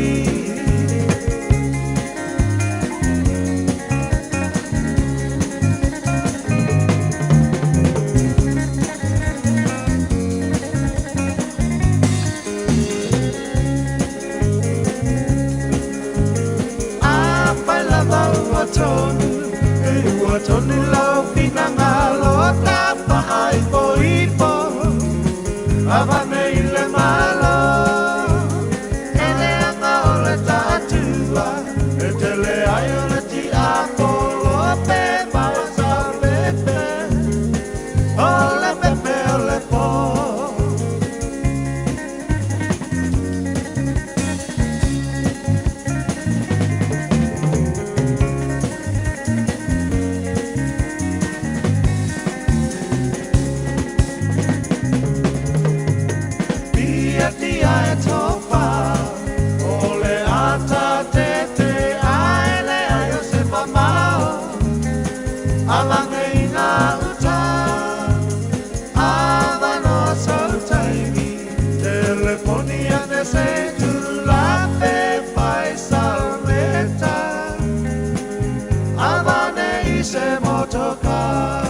Whakiteko 5 stars ele nei taimi ole tautua radio Samoa ina o tolu for 5 minuto lo tora ta le ole tula e iva manato manuela fa fonga Samoa nei taimi ole Taeao nei vai taimi le Malu lu ta tu ia so luo o vai aste tasi lo mole manofa aurol ta tu por me Malu le Taeao tata no twai le fonga sa soli le fonga Peter tol su sulu to fa so William Seal ole mawo nei fontanga sa fa tasi tu Samoa mawo fo i manai o antina e fo i Samoa e ono nisi fo so tanga lo fa yema nisi fo yo unanga maori tato fo New Zealand nei tela la fa lo tele le fonga sa usori nei fo Taeao fio mel tapo kala lo fonga pito nei Taeao malo ne se fo munui ia se fo manuia e la sunga tavai fa pe fo ile o fisa mama ia e te nane fo ile fata lo fat fo ile tato watunu o lo ma o mal tato po kala me nei Taeao fo le pa ia lo fenga lo le tua tupu mai el tato watunu e fo wo mai masani e fa malo tu la valni fo I vai a sofo malo so fo manuia alo fa te tele la fenga sa usori mo le fa no mai fo taimil ta po kala me lo la fo fa sio pisi a pe la na yai ta mata mai sa mo la le ma ona e sa mo na vai so ma vai atu atina o lo fa pe na nga lu e fo le penina trust tu la ta fale ma ni si fo au na nga ma o ri fa mo le a pito ia ole marua ko fo I wo fainkanka so ka I vai so nenke la vaina ia ai ke vala wa ku o wa matatonu ale fontana le ale penina trust le sa fai atu Samoa masalo pe mawase se lau fo yo o tangata mfala tonga ese a malanga tu mai New Zealand ia sa ole taltanoa lava ole mea lava kaufale mea kau sosoangi mea taufale ia ele ngata la I New Zealand vai whapitoa lava mta upui o New Zealand ia ai te ua I ele manatu fo ile le nisio whaaptonga le ngau Samoa le ngau penina e fo whaaptonga mai tonga sa ia nisi sa malanga mai ke University of Kilani e te lela tonga luenga su e voi mole nei architectural structure o Mauta mawhale I tonga ia whapena foi o le malanga foi Mauli o le whaaptonga le ta o te matapihi o se whaaptonga tu fantasi le a iwi a Mauli o le lato la vanga luenga on behalf o tangata Mauli o le whalawe kelele o le tāua o le ia I o whale mo lato tangata e ngā waku foi la ia te matapihi o le fia mala makiri Samoa o ngā la foi wala to mai taua ia e le mawhaianga alo e se mai lato ngā lue fantasi foi ia matangata Pasifika I New Zealand ia o le autula ngā le ia na umala I o aso lua ia malanga atu le I tua sa malanga ku I kako I kumalo I hilfa I pula Yeah, those are where the best beaches are. Yeah, Samoa. Yeah, mo ko ya to sua papena. Yeah, muliane ya fafifia ile falele al tamale o leontalene ile ale sibasi. Oh, yes. Yeah, sa mawai. Ko kele la o ngai maudi nga wa ku mangishe pa. This was the first time fatwa o atu mo le I Samoa. Ia nala sa muli sa mana o ia whaatonga leo te matapihi pe mawhai ona o sosoani atu fia o inu itua fia malama I se nuu fo elea o lo o whaingi la ko development ia ki nga mo le afio anga. Ia ngala sa mo fo elea no vai kasiale e nuu fo I o lae ka keilo e ta itai o lae kaula mua ia le fionga fo sa o ia le niu. Yo I launi. Ia ma se fo le mawa o ke promoting ala wala uli o ke masalo akere malam lama to ia fa to ma le malam lama nga ina o faile ma tu I ngala ile afio anga le fa kai fo ile afio ngal sa afio ya le new manisi fo ile vol pa ira inga salvana si sa mo en ma to no ai va ai ma mata ma se silingia fo ia tau whainga le tau whai le afio anga foi le aki na le ngata I putonu o lauli ai mo le manuia le o ahinga tai tasi awa kele vai ko au loa a ko le foi na ua matou pero o lo ke karikongo kasi le afio anga these are the future millionaires po billionaires ko kongo sa right ile ma ngai o ka penganga pa ia mascola a ko a fio ngi Samoa e ke alu ka ko fai ku ia o le town center le a laudix o ia fare ai ia fare loa ia Frankies ia isi kama I fare loa o ia le ka wash o ia isi fale usa in all intents e ke le ka walu ma mau fo ia pia ia fai lo fa ka ua mau uma me Tela ai ko ka mala mala ku foi o le o ngisho fangua o whakau o fangua o misa o loko a isho fangua o le lisi ma isi whalolonge ma le la wa maua mai le lisi o le va ai ma fu le le afio anga la to li im fai put o le maua ke le o kupe o le sa tufa ele no la to ia pe o mal tau sang ia ele ngata lai lea le o fa ngani so tu pe mai lisia e fai ai atina mo le manuia la o alum fa na pe o le malai la kapile la tau fai ia o ta fale aong ai watu la inga uta tu fale aong o no ia le quarry ale no wow le ilima ma ili maale o le foi mawai tupe ale no ula to ia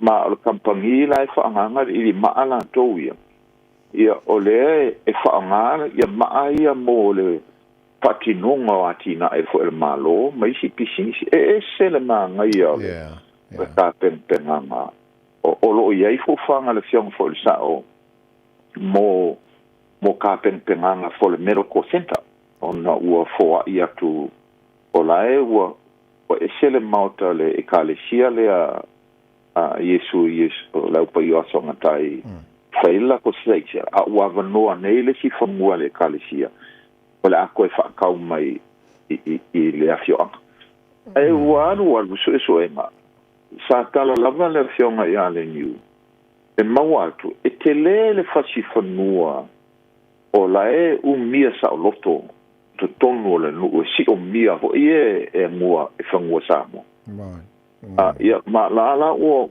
ngalue le afionga la to ia la ko maua mai fangua ngai ia ma ma kan ko fa kau mai I tu peia mau I le lisi sema e kalangoa mai la le afionga ia le niu I maudi malama le mauli ia I o le ia I le kulanga fo ia mankua le Maori land wars le sa fao fa malo si ai ma fa kau ho ia wala pi o fangua Maori ia ma o le whole land settlement o le kamwhainga koe fa fo i mai la ko fangua a le fo i mai fangua ia ko kongi mai kupe ai fa ngā pel malo mai malala e kalangoa mai sa noa mai liu kwa malama le Maori ai i le tūlanga lea ia ma ma wa e kele o le nau ngala ia i inga mai a ia maua se sota inga va lata ma fai pea ina ia fa so ai mo le tamwhainga lea vale e atina ia i le ai i le lauri ai o le naunango fa mau pe fa pe fea ona maua sota ta inga ta ua ma la fianga o le leila al whakatonga le na matou e te matapi ele kasi se iwi o iwi ese e lango inga matapi ma o le fionga le ia na nai mahuta o ia le se tasio board members le nga mahua yongo o nga apa mai va ngo ke so songi ko ila ko ngau fo le fia mamla ma tili ya Samoa.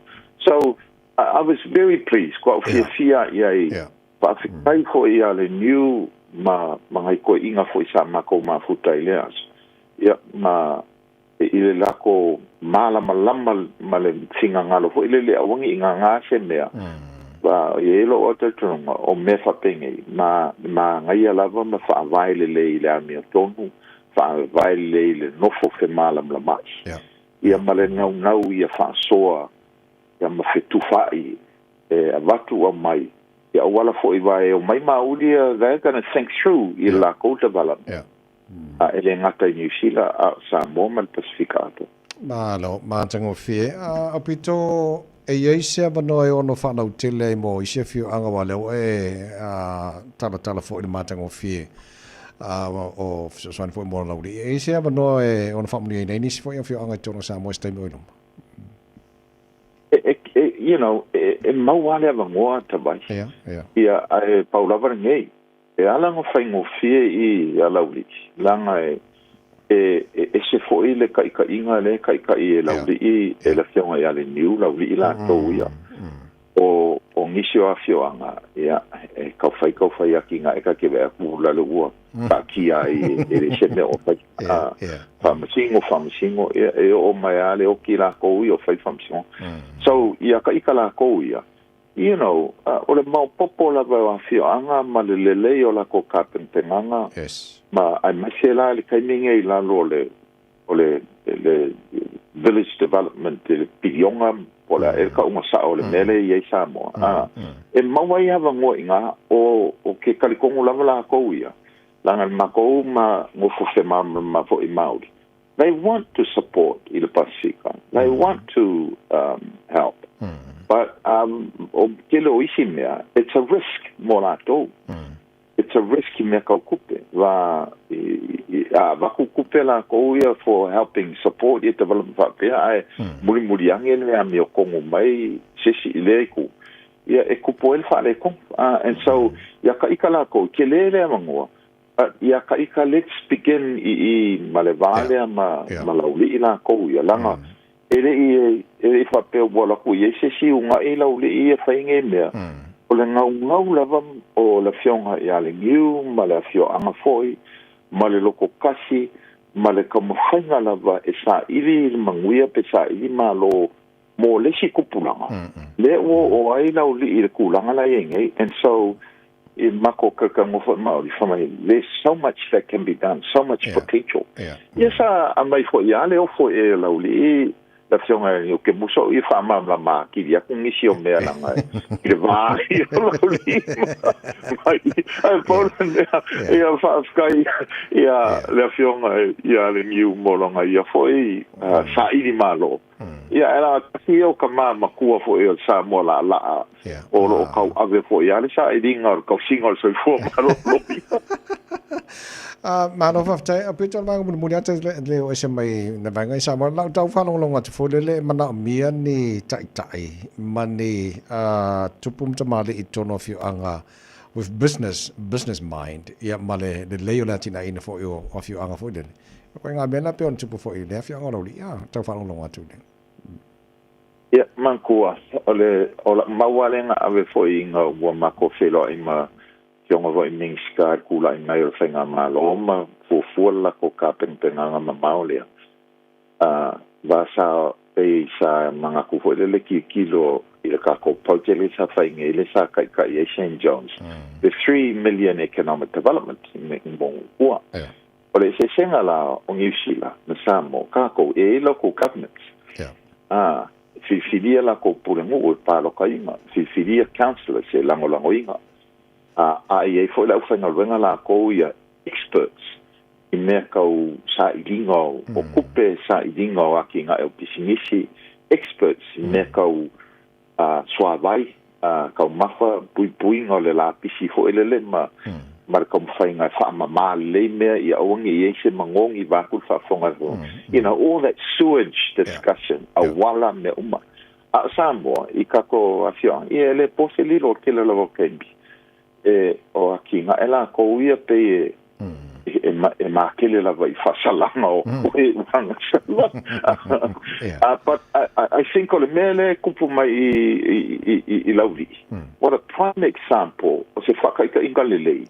Le sa iringa malo, o le sa iringa manguia, o le sa iringa o kupe, o le sa iringa ia mau popo ko kongolongu. Ia, wa umaso ia pe sa makele ka kou fo elele fia se lau kia pula ko koi fea ale kaurelea. O le mele o iei, o le mau popo o sa iri I ka longa, o sa iri I ngaruenga, o sa iri skol sipi, o sa... So, o lauli ila, ia kia uia malaka I ka vai, they're providing good leadership I ko kongo la koua fioanga. Ma o le wa makanga, nga maua vangoa la koua I iro karikongo, it's time fe kauilele inga ia whaasoa mai ai I ngoi kua ia a whaila e le o maua ma ako kua fo ingi sosoangi pongi pa anga marika ko malo o ngā kūlanga fo I lawa I le kūlanga lo I kako malo.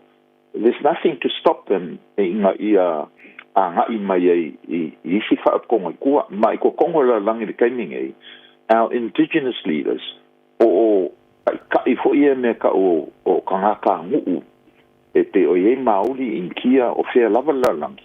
O leo wa kula I mai indigenous leaders ngei, wa amakanga whaani o lako whingalo. O le whaiunga le masi ngei, ia mauke wheloa I ma traditional leaders I la lokonga, ma Tahiti, ma Hawaii, ia ma le ai ngā kupu fo ngei. It's all because wa iei lako langonga. Ka tauon kula I mai kako traditional leaders e ka ia pai ngā kongu. Langa pe a kuaku I le auporkiki.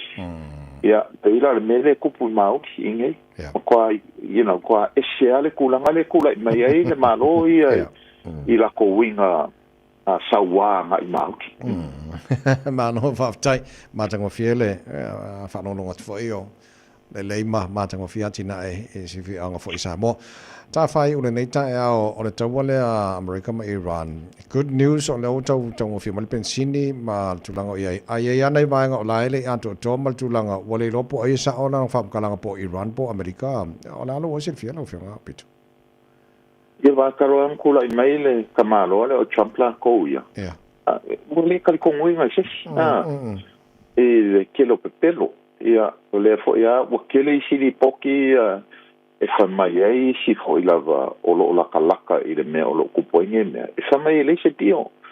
O le mea ia lea pe o se it's a memorandum of understanding. E a makai e whiukanga inga pakingo lava I mea ka kaua ma mea a ngoa e ka kaua nga whai e le whai unga.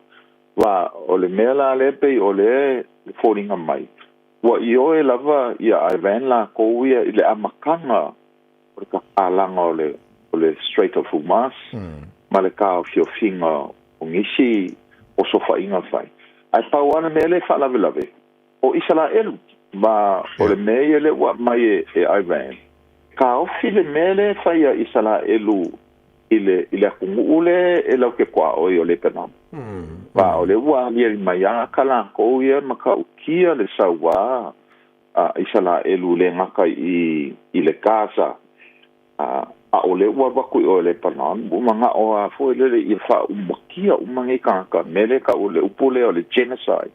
ia awange ia se o la mai ngai kanga so ia ka ia e mongi ale o mi ka mai ma fala o ikele mai Amerika well ia iranga tio ai ole kalangoa mai ngi se professor mai si university for mai it's only the beginning ole mele o io ia ka kala humas a la o ia kupe ole o ka kala fo e Amerika ia e ko fa fo I o ia Iran ai ole nga wa alai awala mai sia kungu ule kalanga mai o kupe ia nga ka fio Amerika you know so it's still is it making what le lava ta mai ele paule mele o making o le langi la ko ia a umi le kaua ngai makapungi pe le Strait of Hormuz wa kili ai nga fa le kongu kamao a ingo le kele o kumu Ano faftai o titula nei le Taeao fa mai le fianga le pandemia ma le minister to Peninsula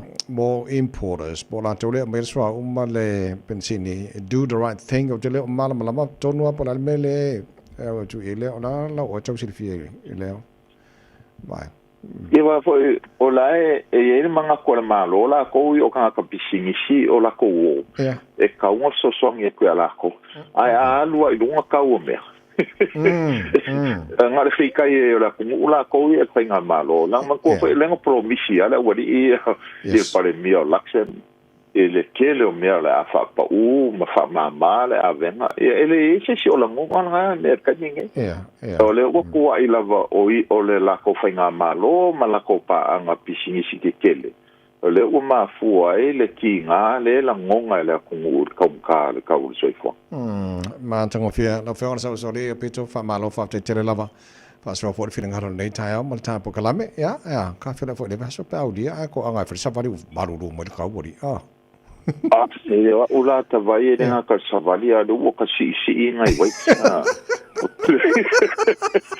Magai me nga le fo ko mai mo ka ko yo wa sau le ma ko si ngai wai te ma wai le ma lo sio ngai ma so ia ma ai ale mo yes e le mo fa laila le mo saka o supo ma fuala la fat se foi le fera sa le fera Peter tol su sul fa William Seal mala tala no ngal tala bokalame ele nei foi Taeao fo hey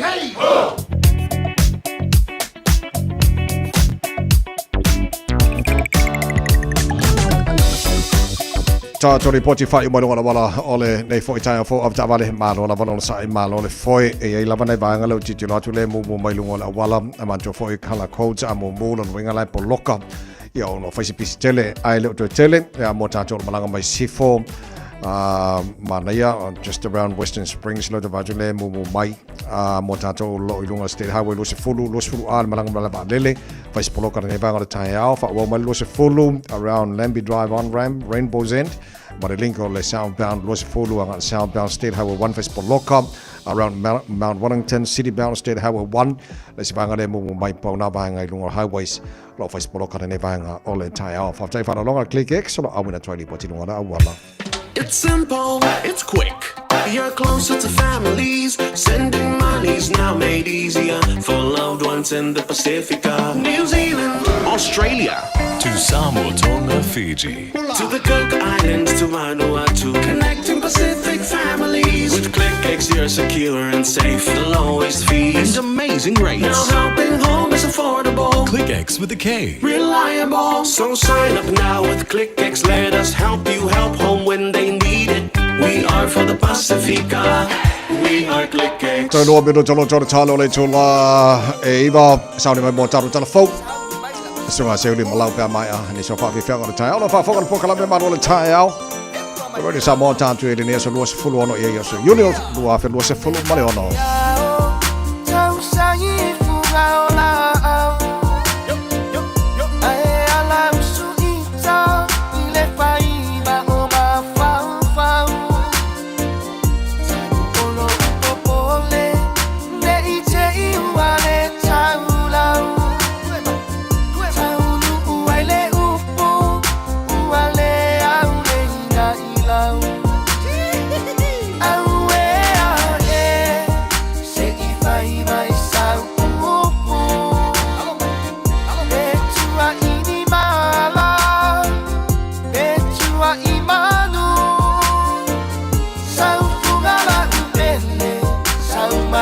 ai ai malu se ane ai tama ole nu simba makingi Samoa ia ia e ile teine betua inia o pusata fai male au angelu ilunga ai popone no ulocho ona o sautu pua inana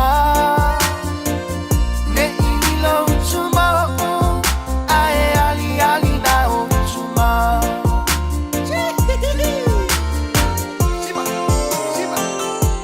simba makingi Samoa yo ayuli mai kama Samoa sabia no la ola uala la ialiu ele ole nei masa se io ua tu cha tala tala ia pa au ole tai au se io lele atu ai ma o au ele ana sunga watu ai mai ole manu au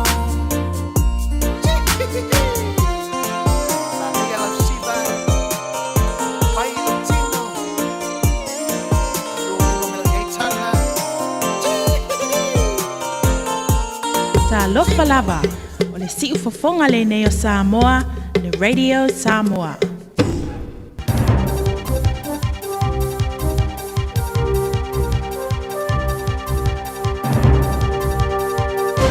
Fatala fatu from Aotearoa, New Zealand. Taeao Manuia. O talia fia le minstao mta o pola vai fafo ni sila il malienga ta o tele malea nga ili taula ia i o le whaamutalia o ftena inga i atunu i sa e tūtu tonu. Talfaria le pare mi o Pakistani o le malienga mo le file mu le vai i United States o Amerika ma Iran wa au CNA. Faria va vasa mane o Winston Peters o se stepwanga i atua i li tu i titi o ftena inga ai whaalau tele ina le solonga le le tulangi e piona ta o tele i le pui o tama ainga o le kelope. Mai e tā ua foi, mai e tā ua ai le talia fia le malola asanga e mawhaiona saonga le mule toi te tala o le vai to le tolo le Strait of Hormuz, ma toi wha foi te tununga i company au tū se palai o loa. Wharia Peters, o le whaalawa la vea o iai lea vai to le tolo sa matua ia fia ai le tamau aingo ni sila wha pe ma pa anga i le Pasifika. Sa whaari ai foi le pare mia, tu sinave maulo ma to Costa Falaks ni lungo lana o penga tu se ingara X, o le talia fia ni sila o lea malienga o se stepu lea lea i le anga iatu i le tui titi ai o ftena inga ma wha maosia i le solonga le ke lope. Ma i tā o foi o ne ftena inga o i longo na kai ai tanga a tanga te kiwi ma tui nai le mamafa i paketi a inga. O le lisi whaale tau sanga le rominga o toi loilonga o business le tenu po le National Business Review po le NBR. O whaeloi, o le tū whāta singo ta maainga i la tō piru sila na tele ta maainga i New Zealand nei, e tusa le mani se lau luas fuluiva biliona tā la. Ma o si tia iai mai le se lau ma le 2 biliona tā la sa i le tau sanga o vai. E to o se funmole ono, i tangata i New Zealand o silia ma le tai biliona tā la o la tū ta maainga. Tō valu, o whao popo iai mai le lisi sa iai le luafe ma le rufurliman. O le auso sa whawaina le kampani o mea ta alo mo ta maitia le Suru Toys, Nick Matt Malbray o lo whāwau na tūlanga mō pēni sila i le au māu mea i le 2 biliona tā lao le la tamau ainga. O le whātonu longa o le mekasila NBR Hamish McNichols ai whalia o le alisi to sumale iwa tui fōu tanga te tū whātasia la tū tamau ainga i se fulu te simale 2 biliona tā la. Ma kampani o wala whātekonolosi o se vaenga tele leo le ola o la tū ala oa i le alisi. O le risa ia whawaina le kampania fausia lo kete whana le vate te amano whanga e whanai i lunga lo kete la Haiti i New Zealand nei a le Rocket Lab, Sir Peter Beck. O whamawina, o ia le tangata pido sili atu le ona sao si i tiolon tamau ainga maua i le alisi. Mai lona tamau ainga e ono se lau 5 miliona tāla sa i le tausanga mawae, o si i tia nei i le tusa ma le se 10 biliona i le tausanga nei. O le lau papa mo whasala launga po le billboard i whafore wharesale ka le sia le St. Matthew Church i longa aru tono au kilani o te te eri tula whono tau whaofi e pena whivesia i nei e whaama o te ele ta mai ta i maleli i le tula whono. sa fa va singa ina tu sa mar se fulwa fe tanga sa va vali te I taulanga I lima tono ni sila ile sonai e te Taeao ile tu la fono to fa ofia le party in New Zealand first e fa ma oti ile tama ta imaleli on tanga tola ma tu sa fa na no mai o si tama ta imoni e poseri moni e te tono ile li fa Reverend Dr. Richard Bonifant o le tu la fono to fa ofia la mafua ni a fia ngonga I fa fine ma fa tama e le lau papa I fa for versa o lo tu se fa o punga pe fa sa moina e ma tu tele ke po le ale me o te tono o fai e le te tau ai foi I le fai ngā malo no popole ai o le lau papa o lo fa ngā I le fo o lanu e petino I tangata kei e te tono ia Bonifant o le tu la fono to fa ofi ua manino mai ai le fa ai longa tangata I se numero le tito I tu ai ngo tangata petino ua fa lotu tele nai le e kale sia I tangata lau tele fa to ai tau sanga te ile tu la fono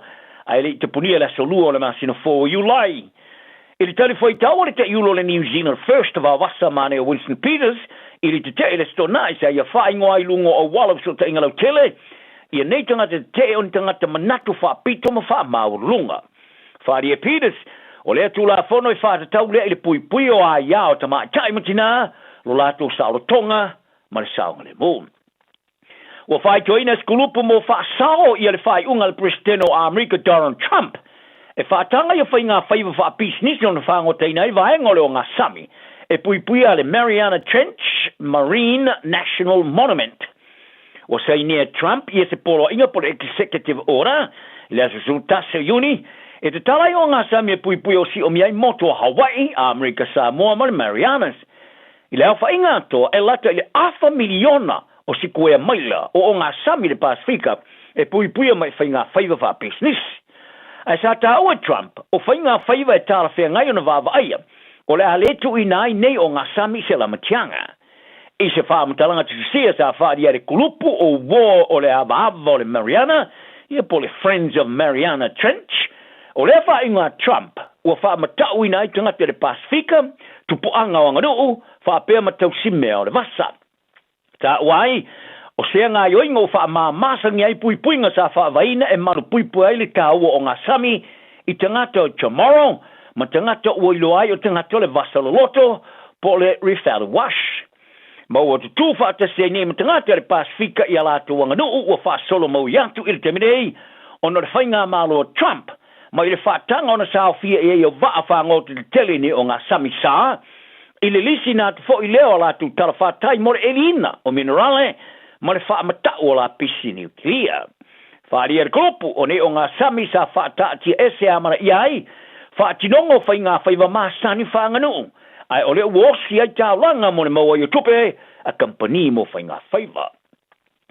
I tālanga le aso so ina nei le pūlenga le tāmarasanga likia le NRL Australia I se sala sa vevesiai e murmuni mai le se whenumia inga sa iai le wati e taimiai le whatapula ina o le taimi e whaalu e tangata taalo e kike le polo shot clock. O le whanumia inga sa whi, toi le au o le Warriors e New Zealand I taalonga sa whai ina le Cronulla Sharks Australia se fulurvalu I le polo estonai. O se sala sa whasala e Chanel Harry Stavito o le Warriors ina o mai ale taimi sa tu ina ia e tolopu e se le polo I le taalonga I le Malaya Co Media Stadium I Aukilangi. O le whai unga mai le lau whali Gerald Sutton sa tu ina isa wano whai ngofi le Sharks e mau ai ana ai lua ina wakikina le polo le pomba ova. O le whala haparum tonga o taalonga Australia le Code Sports o la tu whailo nei o le asu isu ina le NRL I le vevesi. O le atiru le so suenga pe o le wate whasolo I lalo I le temi whaatapula asa sao na whaitawina. Ai pe o ta inga le vao lau whali matanga ta alo sa whai masao I le se. Mai ua nei se unga sa I le skoa o le talonga. I le mai ai o le talonga sa matua I whaali I le whaia onga o le Warriors and Webster. Ma ia whaari ai sa tari tonu e Harry Stavita. E tele atu le teimi sa te toe ki kei le polo.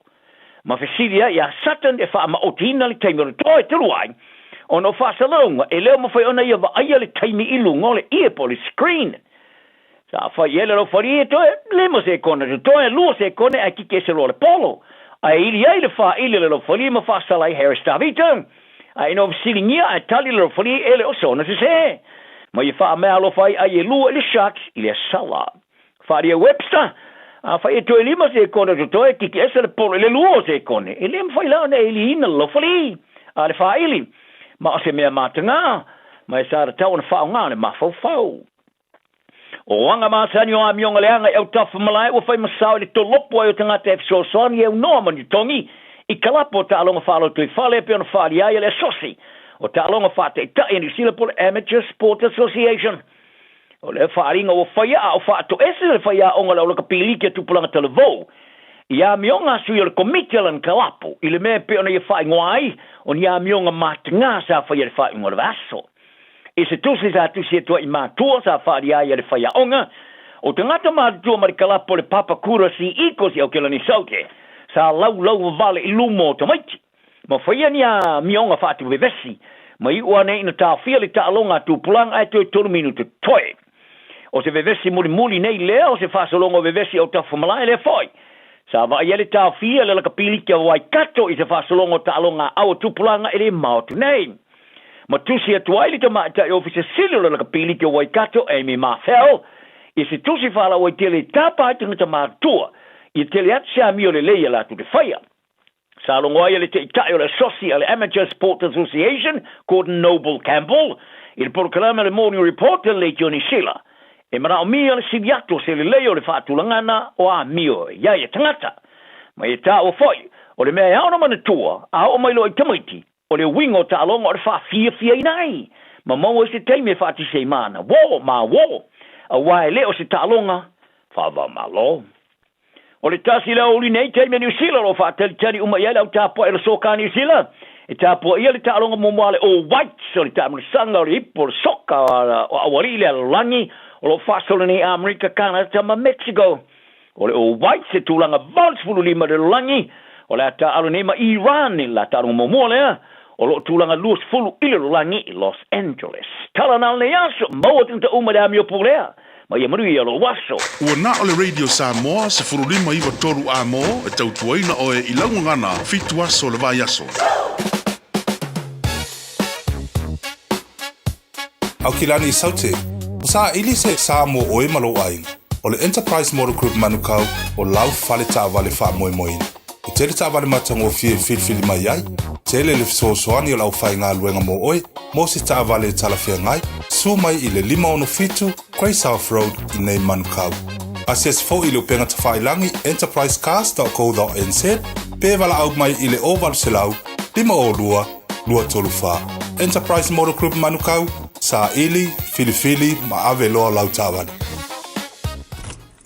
Ua taunu umailo reta ili fali. I le te au le tasi le vave au. No leka, o fia sa e iai. O le waka le kasi le vave au whakoa e kaungu umai le fale. Ia e whai mei nge kaungu umai le ongo, o fia sa e iai. Sa uia le whale mai ma lo uso, e ke lo fo e cancer skenge ai lewa e mai fo I. Ngau vili whaakoru aku, ai sanga le kari ai lau kelifongi. Si e kilo nge fo I mi skolunga e vili mai lea. Ia ola o momoe mori mangawa si au whangau. Ia ole fo e le ingi lancho kamaiki. Sole, wale kasi le lua le kolu lo pipelo. Wakoe o mi fo iau masingi wha mo kupe. Wha mole, ioe, wha maangano mai au, wa o manga mia safsasoangi. Ua mawai ni maasina, sa ili e Loretta sifsosoani I le mapu mai services. Ua amatau na wha sol manuia le ainga o Loretta. Ma lo lava Loretta, wa wai le swinga le lei o si o tātou ainga. Whaafitai mo whaataunga, ma le tongina o a tātou pili. Whaafitai mo le fsasoani mai a mapu mai a, ma le alofa o le atua, wa o maua le fsasoani e whafoa I lo whaafita auli, o le taalo I masini poka. Leili le mapu mai a, o walu salau lua tase lua lua, o walu salau lua tase lua. I love you, husband. Mo tupe wha moni Samoa, mana tua loa le Pacific Easy. O loo wha wau pēra tāru papitoa nao le limatala tu tongi pēr whaunga aina le Pacific Easy app e wha tino ai au tupe wha moni mai lau telefoni whebe ai. O loo awanofo le tātu direct transfer ti posi mai ai au tupe le tātu account ma wha mani aina fasili lupa le telefoni ma wha tino la whaina lau tupe ai nga wha toa. Mo le tongi no pidio le vai, mo li te ngā tupe so se whare tupe Samoa, pe te tongi ni no ngā tupe le numpi wha, Samoa Housing Corporation, UTOS, Samoa Land, mo so se au nanga Samoa, o lo mo whai na whatino uma i tātou au nanga o le isi pay. Mo le silifia, o whaso polia so se vahenga ni usila i o tātou lala, o lo apano fo i o tātou ofisa i o taro mamangele, pe wha ngā le Pacific Easy Mobile App, po le direct transfer, wha sawa i lo taimi, ai sili ato na wha sawa i nau tupe wa taunga tāle Penisini, mo nisi whamtalanga wala au le telefoni o Barcelau o Tasiono ono, po numero masani au kilani o le lua fitu ono fitu iwa fitu wha, ma le lua fitu ono fitu iwa baru wha, Pacific Easy o lau paanga mo tupe wha mo boli i Samoa. O whea te lua oi ai. Ma te o e awele sue ngā tau whale a mā aroha, o umana whailau siaki. Le ai, o le māle nei, e la i titi tele. E le au toi wha pēnā mā, wa pa u i lalo le tausanga i le 5 o oi le nā, ma oi fo i pā. O le tau sanga a mata mo le suisuenga o le kānesa o le tau whale o leo ua 5 E 5 pe 5 loa o tau sanga ona la fo ato loa lea o mea whai fua hai lau suisuenga. E tai lua tau sanga mawhai, se i atoa lau 5 tau sanga. Wha mole mole, whai moi mātou. O le a lafo mai i le meli. Aloha, we're the Katinas, and you're listening to Radio Samoa on 1593 AM.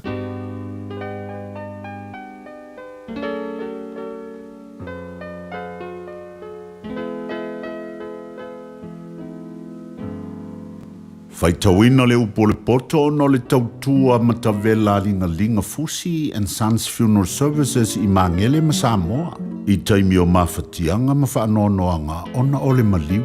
Manatua linga Fusi and Sons malana au nanga o le a whaamama avenga atu mo oe ma le ainga. Wala au I le telefoni 255 tolu o fitu.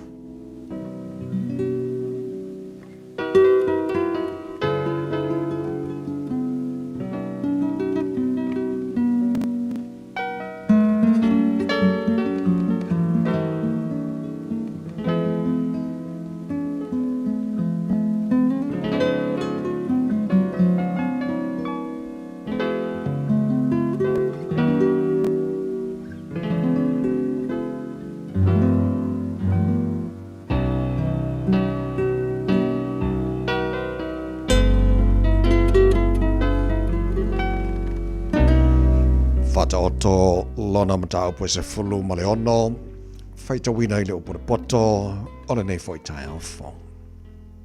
O lo il tangata sauninga o le loto, a o lo mai le li I le tali, a le laulo whaipa. O ala umor tangata e le lei I lona lava manatu, a o le li I na te fuatia loto. Ie tu inatu le li I o ngarwenga, ona whamawina I lea o uma natunga. Ua whaia me uma eleli e uai lona lava fina ngalo. O le ua meo leanga fo I mo lea sovale. E ino si eleli I anto uma e ua loto whamawalunga. E tango le lima I le lima. Ai le whasawa ina I lanto. Ua tongi o la ina lea meo le tonu I le alofa male whamaoni. O le mata fo I le li ua alo se tangata I le leanga. A fia le I alo le tangata. O na whatupuina le eia o le leinga maia. O e ita ia te ia. Sili ona le leo se mea titi a o iei le mea tonu. I mea tele pe a le o iei le tonu. E fili I le loto le tangata lo na ala. A o le li na te whatunuina le mea. E uiei o ia. O se upu a le I te poto le upu wai ngutu o le tupu. E le tau tala whapi o lona whafonga I le whamasinonga. O le fua ma le fua whatau tau o tonu o a le li ia. O lana lavanga ruenga o maa uma e fuha I o le tanga. O le mea ino I ai tupu o e whaiami o leanga. A wai whatuma wina le no whali I le mea tonu. O le mea fia I tupu o la ngutu e tautala I upu tonu. Ma leo tautala I upu sao. E alofangia lea e la tong. O le tosa o le tupu o le sa vali o le oti lea. A o tangata poto na te wha lau le le iai. O lo iai le ola I le malamalama fofonga le tupu. O lo alofa mai, e tusa lea maleao o le uanga mulmuli. Ia maua le poto, e sili ona leilea i le auro. Ia maua fo i le atamai ia sili ona mana mia lea i le ario. O le ala tele o ia mea sao, o le alo e se lea i le leanga. O le na te leo leo i lona ala, na te whaasao ina i lona ola. E mua le wha maulunga i le malaia. E mua fo i le loto whaasia sia i le pau. E le lei ona maulalo o le loto whatasi mai e wanga malu.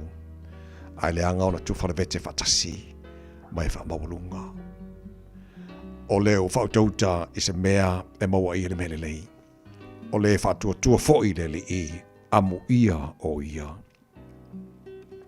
O le ua poto le loto e ta ua ia o le mawhawhau. O le sua maria fo o le ngutu e tupu e pēa lona loto. O le puna o le ola le poto i le ua iai. A o le au atu o e vale lea o le valea la valea. O le loto o le ua poto e poto ai lona ngutu. E whaapopo i nai fo i le poto i ona le ngutu. O upu matango fio le meli wa sina i fo ia. E sua malia i le loto ma le me malo lo a iwi. O iai le ala ua tonu o le manatu o le tangata a o lona taunu unga. O ala i e oti ai. O le tangata ngalue, ua ngalue o ia mo ia laba. A wā ua whaatawana wina o ia e lona ngutu. O le tangata ula vale, na te matua sau nia le leanga. O lo iona lo ngutu o upu e pise i o le afi momu. O le tangata whapio pio, e whaatupuina e ele misa. Ma le whaatua pua na te whaate e se ina wo. O tangata whaasa wā na te whaole ole i le la te tua oi. Na te teita ina foi o ia i le ala e le lei. O lo o moe o na mata e mana tunatu ai i mea whapio pio. O lo o memu o na lo ngutu e whaatau nuu ai le leanga. O le pale matango fie reu sina. Pe ua iai le ala o le mea tonu. E sili ona lei o leo ngese i leita i le ua malosi. E sili fo i le ua pule i lona loto i le natea ea lea ai. E whaiere vili i le whatawhata o le ofu.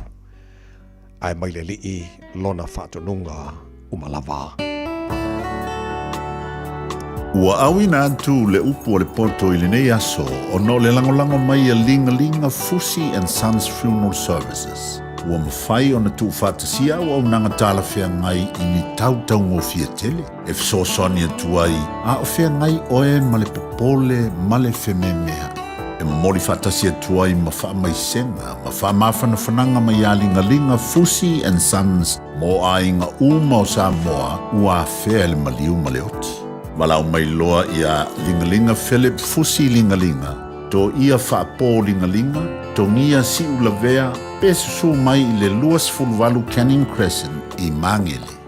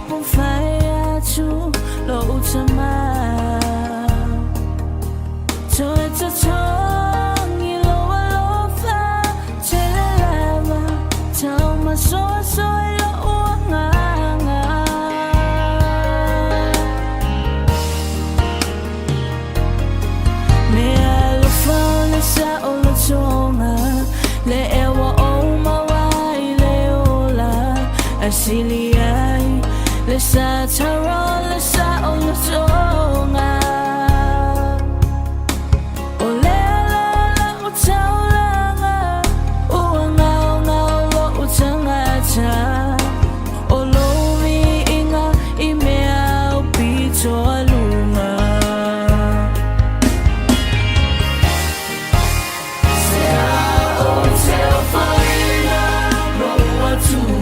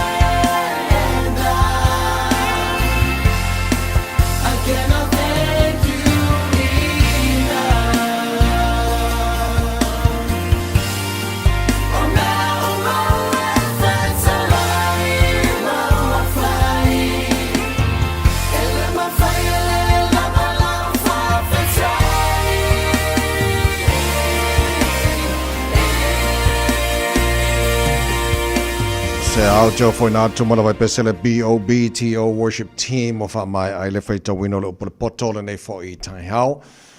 Ma lo fa tai le tunu ia manatu ua te le fo I saunga le upole poto I lang fa fonga mala ta fo fai tau nei Taeao. Ia vi ia ile la fo ta tu matai le langi oso lua vaste tasi over no of so ta el ta po kalame. Ia mo le sui o ta radio Samoa ia America.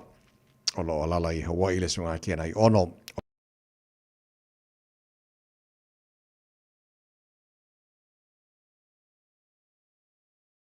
Ale au nanga fo e tupum tamali I o ala matama whanau Samoa sisi ele fu o Samoa tono Amerika Mandela langa tol sunga kina I ono maltara po kalame tu sa mai Hawaii nei Taeao Ken maro se fo moni nei Taeao so Malo su muia ma te fo le te tua te vai ya patara fa fo malo le tunu mo fo I ave vi inga de tua ta tu le nei tu la mlia so fa tu fo I ya fa pe na sen fa tenga se fa te la ngai fio le tunu ya ta po inga mamalo te mam tina ma tu tua ya ba fo si lo mena mlia yang kecuali yang tadi le tu sawa tu majuna cecam bi ka ba ko si ye no tu ko a fi Samoa ya pa pena fo tama fanda wona tunu lo tabli ko ya so pa pelo ya tunu ya ai malo lo vol si fo te vai ko ya malo fa tai la so ken mole to mai le tanto ngor wenga ele nei fo vai aso a to e nei vai nga fo le si efeso so ni mai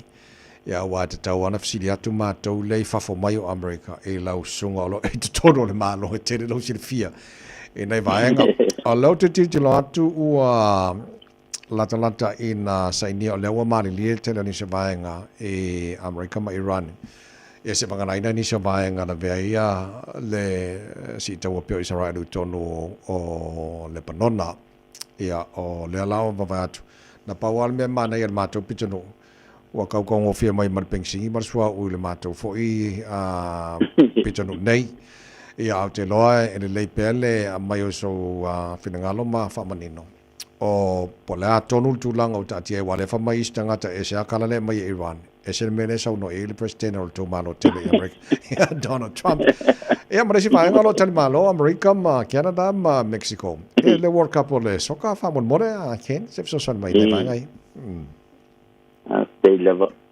malo le te fo mo sili po i tau po da te no ai o ai te le po i o ma sali po malo le tu da fo mai le John Stephen TV ai o na file na fa e le presidente de na ke lungo la na upanga pa ilangi po Twitter le o X le o mai tu unga po dio ma Iran fa umali tawa ma matau na fa tanga na fe wa ye ba la chua u to lo le Hormuz straight to Hormuz ya ai mo te i fo i nei tu la wa mai o te sa wa fo i le si fa mamanga al fe ngai ngale ta u fo i el mato presidente o le great deal ya o sama lo ya na deal la de fa el sama lo ya so ya fo i e papel la sai ni las foreign nei ya ela foi le fa manga mai wala tu watu las foreign nei fa ngale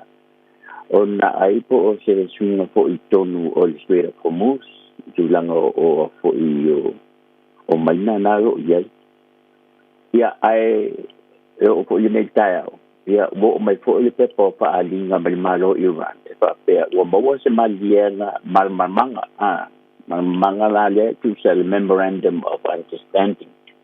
But United States, you're no winner. Es el tío leta o el mato presidente a Saudi Iran or memorandum of understanding.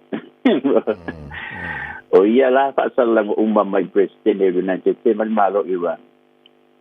Ele ita wain ta pu telefon ile alai on fa ba itel mato presidente na United States Trump de tawala le fa yenei te lo ye po wa o mato presidente ya e pa mai wa o si fo itai mi o pa mai la ba mai o le ta po na le fa ba itel ya tawa ono le uranium po ile a te manel ta to fa ta to se mai tu ma mai po isam talanga wa tela nei telephone that was masang el malo le tru IPO se background for le na ia level ia le si le fia na le ona fa ni tau ia mai pe o se tau fo i ta wa to tele tanga to United to America usalo le ona su le 2% o le paita wa fa i po se lo fa nei e le fia mai le mana na o to nga tau wa lo fa nei mai na fa mai te po il presidente ona su na fa le pa pe mo ta pu ia ta mi kilia uranium ya mai sa ye fo ia mo taku e ta o le ta po ta wa inga economic sanctions ya ala o fala o tele la fa salong al presidente malele ai o pin mo ma tu tau la ye ne tu nga mani samtala ya mas mali nga malo Iran o tele la ngasu malele mamla mo tanga ta tu nga ne ta u la ba le presidente o dios ne fa el presidente el tele fo yo tanga ina amalo e tau sanga o te e masani la bon fa manino mai ele malo le tinu al mele mo fai nei e o pe fo le pe fa la fila fi mai tua e meta upu ele o manino la i do tele o ani dio solo del presidente ai o le mena le ona tupu le fo il tawel nei ona wono fo ia le mato presidente e ne Trump masai ma ABS ma talete ele tengai na fa Iran male presidente fo ile sai o presidente Barack Obama el sanga wa se sulima au presidente Barack Obama no si el fene al presidente Obama mal malo Iran o le mali yenga la fa fine o le a tau whaititia mai lalo le tapu o loa. Ai malie Iran o le a whapau le ngau singa o uranium o le le tau enriching uranium. Le whawaipomu o le ala malienga na tau o le Joint Comprehensive Plan of Action, JCPOA, a o Presidente Obama o le malienga fu la le fai Obama na iai ma iai na siaki ma fa mauni ele fa maunia mo le po le fa mauni o le tunu po le malo Iran ia tutunga ne ta comprehensive monitoring and verification mechanisms to ensure compliance ma sa va ia fo ila le society le a scientist o International Atomic Energy Agency IAEA o le society le langi na te baba ia nga o sia ma leo ino me tau ni kilia la la langi ato o society le ta scientist ma sa pa tuina te siva li mafitu tu se la volta sia tu o away le society o tai fo ile sa fai Obama ya sa maso solo le la se mena de tupu na tangale mu la vale straight up mu mai le fo se mena tupu ai pero ila va tu dai magal president o Trump na yes ai la yo te ningle ne Victoria le na fai Obama ai fai mai sigia tu na te ngai le la fai na Iran deal pa solo Trump le tawale awa le tawale ni na te mai party ale Democrat o le melan tu o pomu o fala na o swa uma Iran pasanga mai lo Iran te panda uma tu uela tratati i la tu so sa tu wa panda uma pe o langa ko ile ina ia pa pe Iran ni ia awa ni e so sonia tu uia ile na tsi America ma le fo ile na ma sai fo ile te panda ma va swa ui magistrate for most le manatu la Trump o le United States tele mai tele la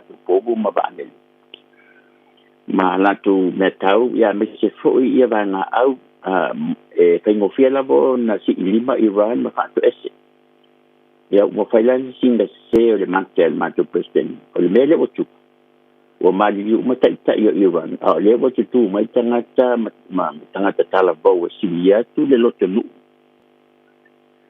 ile atu nu o Iran ma ile fia tu la lo ya wa fai fo li sound wa ngali na te America de si vai temi ma se melente la o la pa o mtia umma ya Iran tangata umma no fai Iran ne tu sei ba sul tolu milion na tangata Iran mai president ma tu president la pomu Iran no winga e tu sei e lima sul milion na tangata tamit ya se va em tio ma tu o fa sallam mal ta wa fo ile lo ai ya ta mai fo tangata Iran na lo ta wala wa ko tu fa ia fa mai na ko e lai ti ia medical you know ko le wa fa sa le straight up mus e ta fa tanga la vai te yo pa ma le fo wa sa bali fa su biliona ta la ta wa ta ma le fo i wa le to ia se International Atomic Energy Agency or IAEA so se ti la scientist na te va ia te monitor me ta nuclear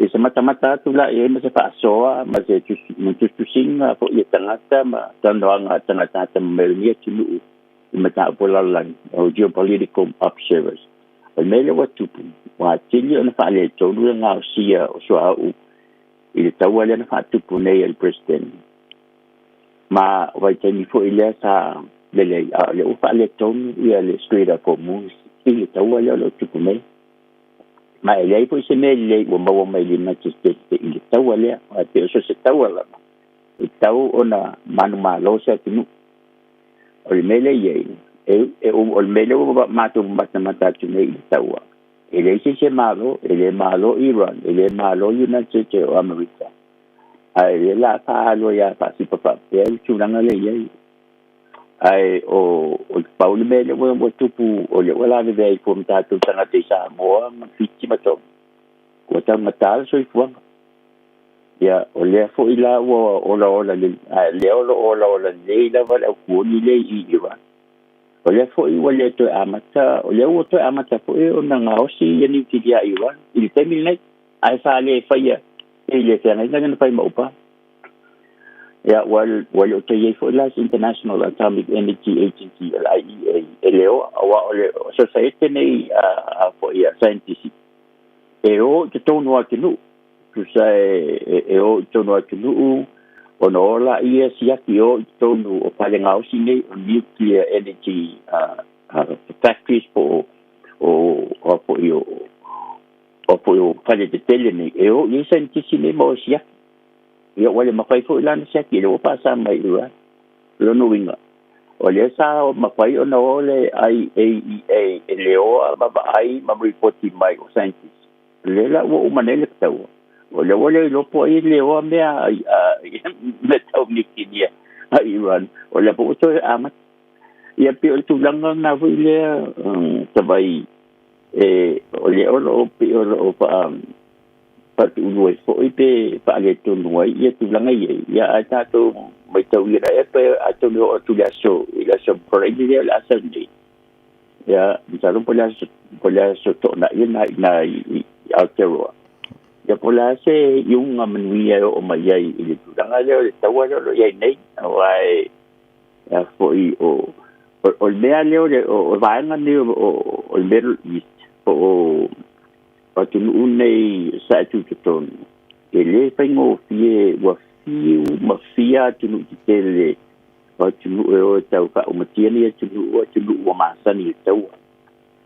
You know, so le mela na le mo tulanga wo ni tulanga dapat malo me tu somtala matango fie manino matango fie le fa malo mai na ya talo sia ia ya wa le anta tu te talo ia file mu ia lo langi me se kau ko fie ile kau so fuanga ma le swa o mar pensing le ma fatia ia yo kile ro kopi ko ngai Amerika ma ko yo mo ko ka pensing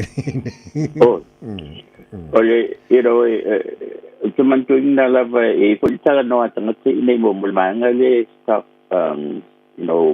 staff focus bo le banga yo lo pa ya after inga bo le o share ya tu tel pauna tanga le mau tu pele bo teni nei tanga le pa ya la to stock exchange ya fo ya tu tel nei le fa mau ta tu pa le to tel tanga ya me le ta alo la vale au bilionaire ma le bilionaire ya pia tu ai matato i tu lango mene ya pe o merna le o fie to tele ma wonu mai o pasene sanga United States of America ele fie ta wale fainen on o me ya ele se la to me mo mai ya na pa men al tanga tai awai o mele ni ele na al tanga ta na swau o tangata sua o tangata tuai maltise tangata tuai malpensini por carsini por tesi al watuai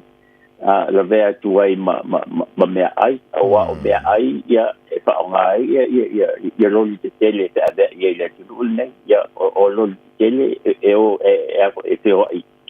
il pensin ya por tesi ia o si ilal merda o si etoi ma oro mai e o si etoi fo ile matau o sua o le valele ia o si etoi fo matau o tele o le e po matauina a almena le o tupu o matua ma o unga fo ile tau o fo io o pepa o tau o fo pepa valele tik le matua tau matal me lo ie Malo, pafte tell so kena yono ia le le la ta fai u alanga le hosti America ma Canada ma Mexico. Idei polo langi pe te va vai tu na malo au America la ta long bombo. Ia kasi kai mi New Zealand le wori nei. Le la ka ro ma ko all whites. Ke ta po ia la val ia tu. Tai. El tele o este malay tele la chune o ya el shock lo el shock o el MetLife Stadium New York ya o ya Los Angeles SoFi Stadium o ya el tele o stadium de tele o Dallas AT&T Stadium ya Atlanta Georgia lo ya Mercedes-Benz Stadium Houston to Texas. Yeah, and ILRG up in Miami, Hard Rock Stadium, in Philadelphia, Lincoln Financial Field, Kansas City, Arrowhead, Seattle, Lumen Field, Boston. Tele o yo malai tele a fo le tunu nei ya ai a fo mai ta le Malu ya salo le ta lo ngai numero 2 de Olympics e lo to tele tanga tama de Olympics so o tu de soccer ya e una so mai lo le ta tu na kapi board rugby ka ya esa alo faftai ila wa vai atu nei alo Samoa le ta alo le au al all white o le ngō le stama o Marco seu fatu Nicola Stamenik. O le Samoa lona fianga solo. Ta alo midfield. O le titilo ato le si alo Samoa o le sunga ia Michael Joseph Boxall. O le fianga o Pia. Ia o alona o Samoa e mastasi tama o le Rarotonga. Ia o peonga pauna ona ia lo fo lo o ia la so tangal Pasifika ia lo ta alo ia ka ko kapo ia ma fa ka lo kapo inga mon mako au korsi ia malo o ya la au pati di bala o va ta va le un po la po u pu e ora pu ma tin po to io pati di bala o va ia ka ko fai el fai vo fe po le o le pati lima o le fai volo nalo po i te wino te winga ka sanga ia ka wala o ka longa le ua o ia ro Samoa ne vai tai ia ia fa tai usa ma no fa tai mo da po kala me tai alo ka te lava ia ma te ko i la sunga te vai ia mo le tinu ka te lava po i e ko se upo ale nei fo ia ona pa le tonu ia matua tu le na hotel tai e te mi se na tu yama ai mo le tai nei ia sei ko tara flava o David tua le nei o lo e whaafonga mai pe le Radio Samoa tasi lima i watolu a mo Samoa i manuia lau whaafonga ma lau whaasausaunga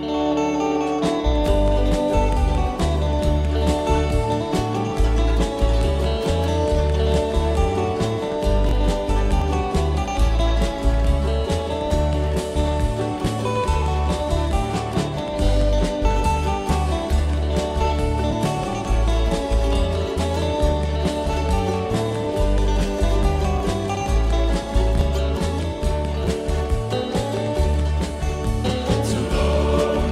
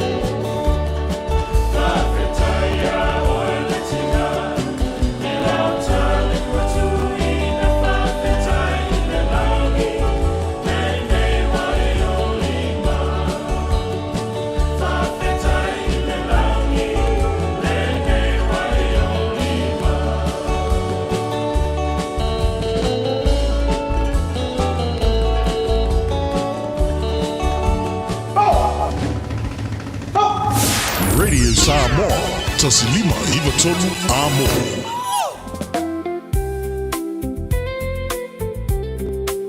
Ua ova maleono sfulu tau sanga le tau tua le Christian Savings. O le au nanga e fisoso ani i le ngaluenga le atua. E ala i le langolanguina o le fausia o wha le tapuai, o mautau wha whianga inga, wha apea le wha atau, to e wha fau o mautau le ngaluenga. Wha fisota i mai le emaili info@christiansavings.co.nz, po le telefoni o iwa 5valulua o tolfitu, o iwa 5valulua o tolfitu.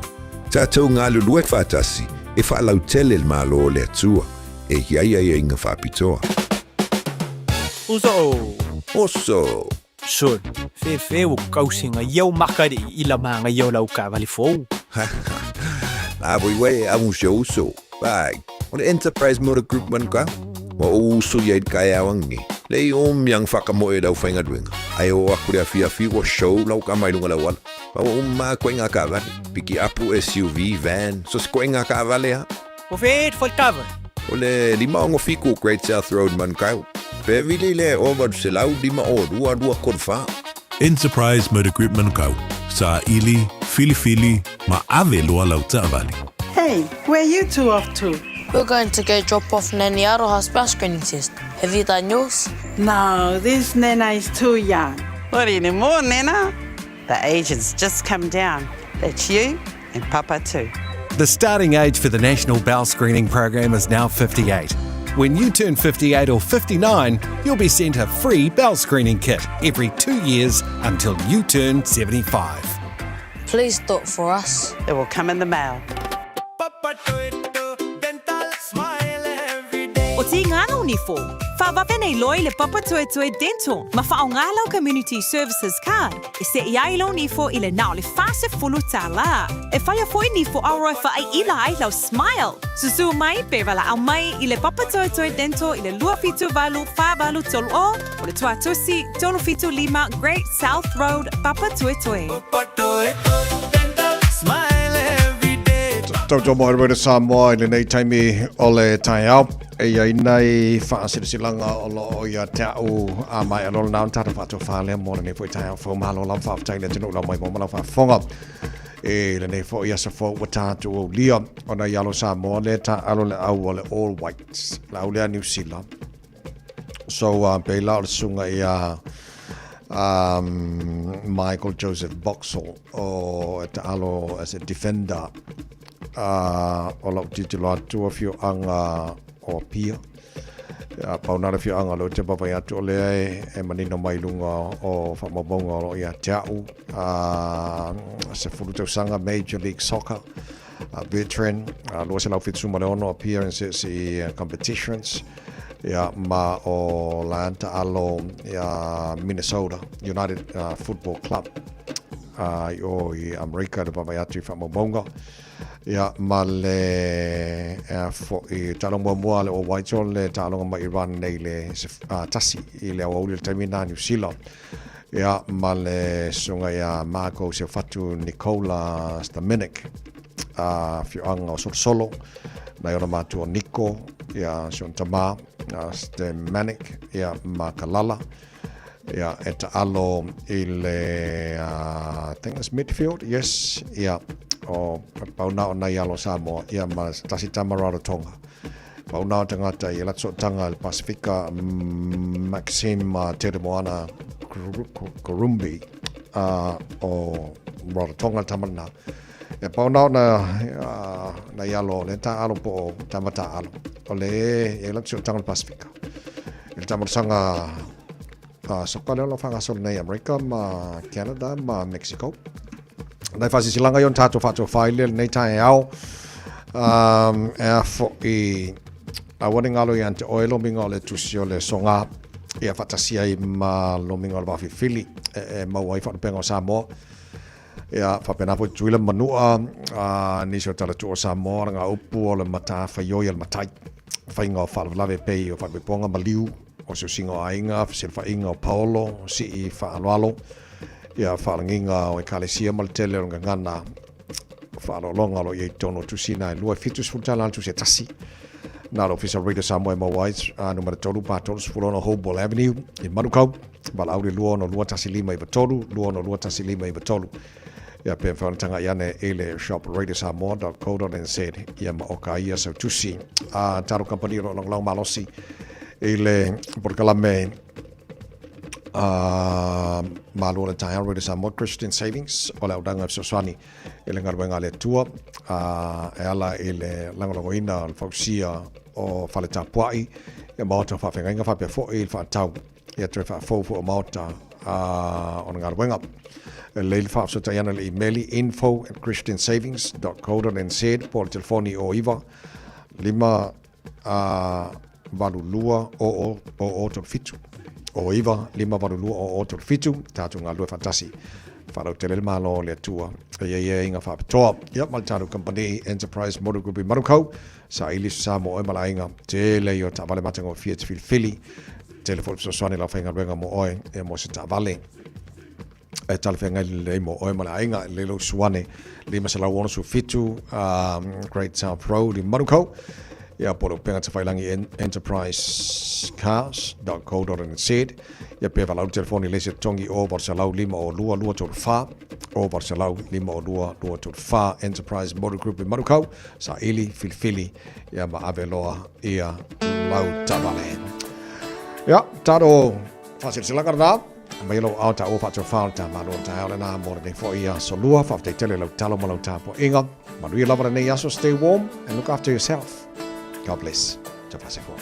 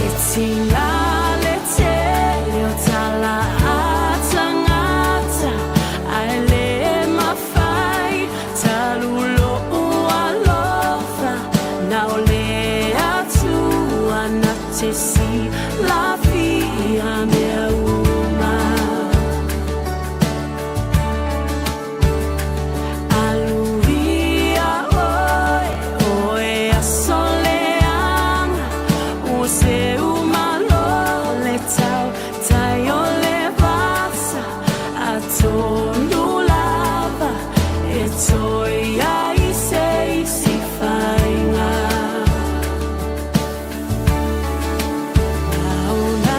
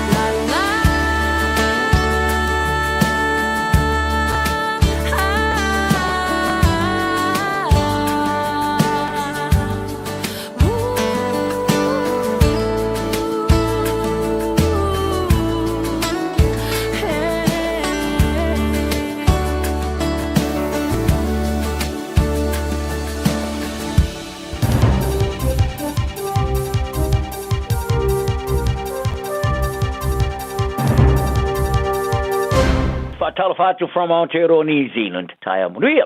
O talia fia le minsta o mta opolo vai fafo ni sila il malienga ta o tele maleanga ili tola ia i o fa mutali of tena inga e tunu sa e tu de tonu. Faria le pare mi o Pakistani o malienga mo file mo le vai United States o America ma Iran o Oceania. Faria va vasamane Winston Peters o se stepwanga e tua ili tu iti of tena inga. Ai fa lau tele ina solonga le le tulangi e piona ta o tele ile pui o tama ainga o kelope. Ma ia tā ua foi. Ma ia tā ua ai le talia fia le malola asanga e mawhaiona saonga le mule toi te tala o le vai tolo le Strait of Hormuz. Ma toi wha foi te tununga i company au tū se palai o loa. Wharia Peters, o le whaalawa la vea o iai lea vai tolo sa matua ia fia ai le tamau aingo ni sila wha pe ma pa anga i le Pasifika. Sa whaari ai foi le pāremia, tu sinave maulo ma tō Costa Falak ni lungo lana o penga tu se ingara X.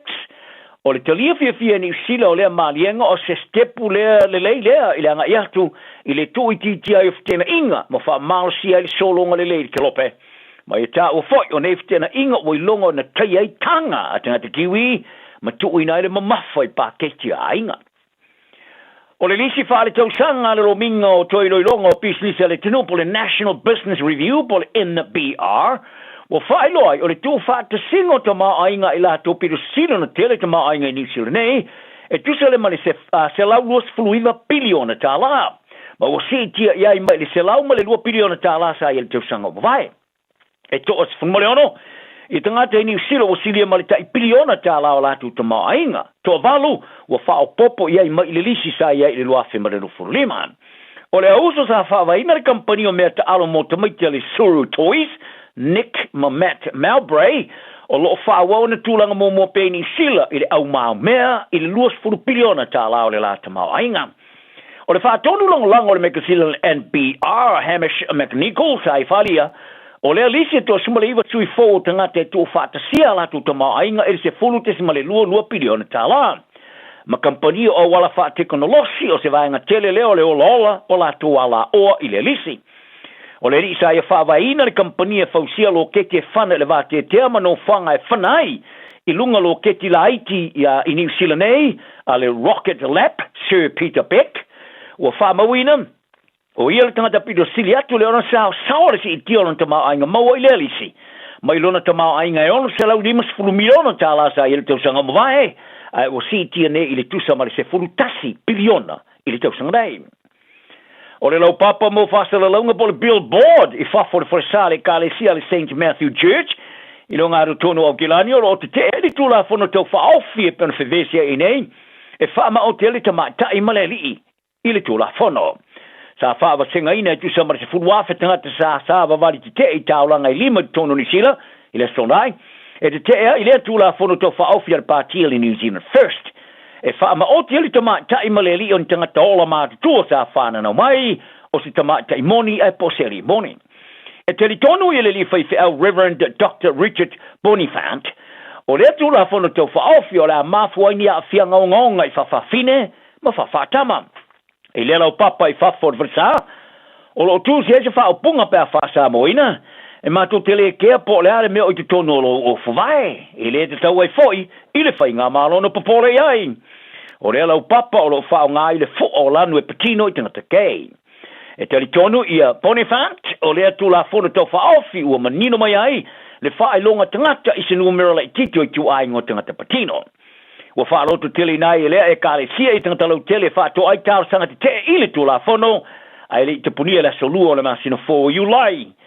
I le tali fwoi tau le te iulo le New Zealand First of our wasa mane o Winston Peters I le te te le stonai sa ia whaingo ai lungo o wala so te inga lau tele ia nei tangata te on tangata manatu whaapito ma wha maurunga. Whaari e Peters o le tula whono I whaata tau lea I le pui pui o a iao ta maa taimatina lo lato sao tonga ma le saonga le mo. Wa fai toina skulupu mo fa sao I le fai unga le presidente o America Donald Trump. E fa tanga ia fai ngā faiva fa business on whango teina I vaenga le o ngā sami. E pui pui a le Mariana Trench Marine National Monument. Wa sai nea Trump ia se polo inga por executive order le resultase uni. E te talai o ngā sami e pui pui o si o miai moto Hawaii, America Samoa ma le Marianas.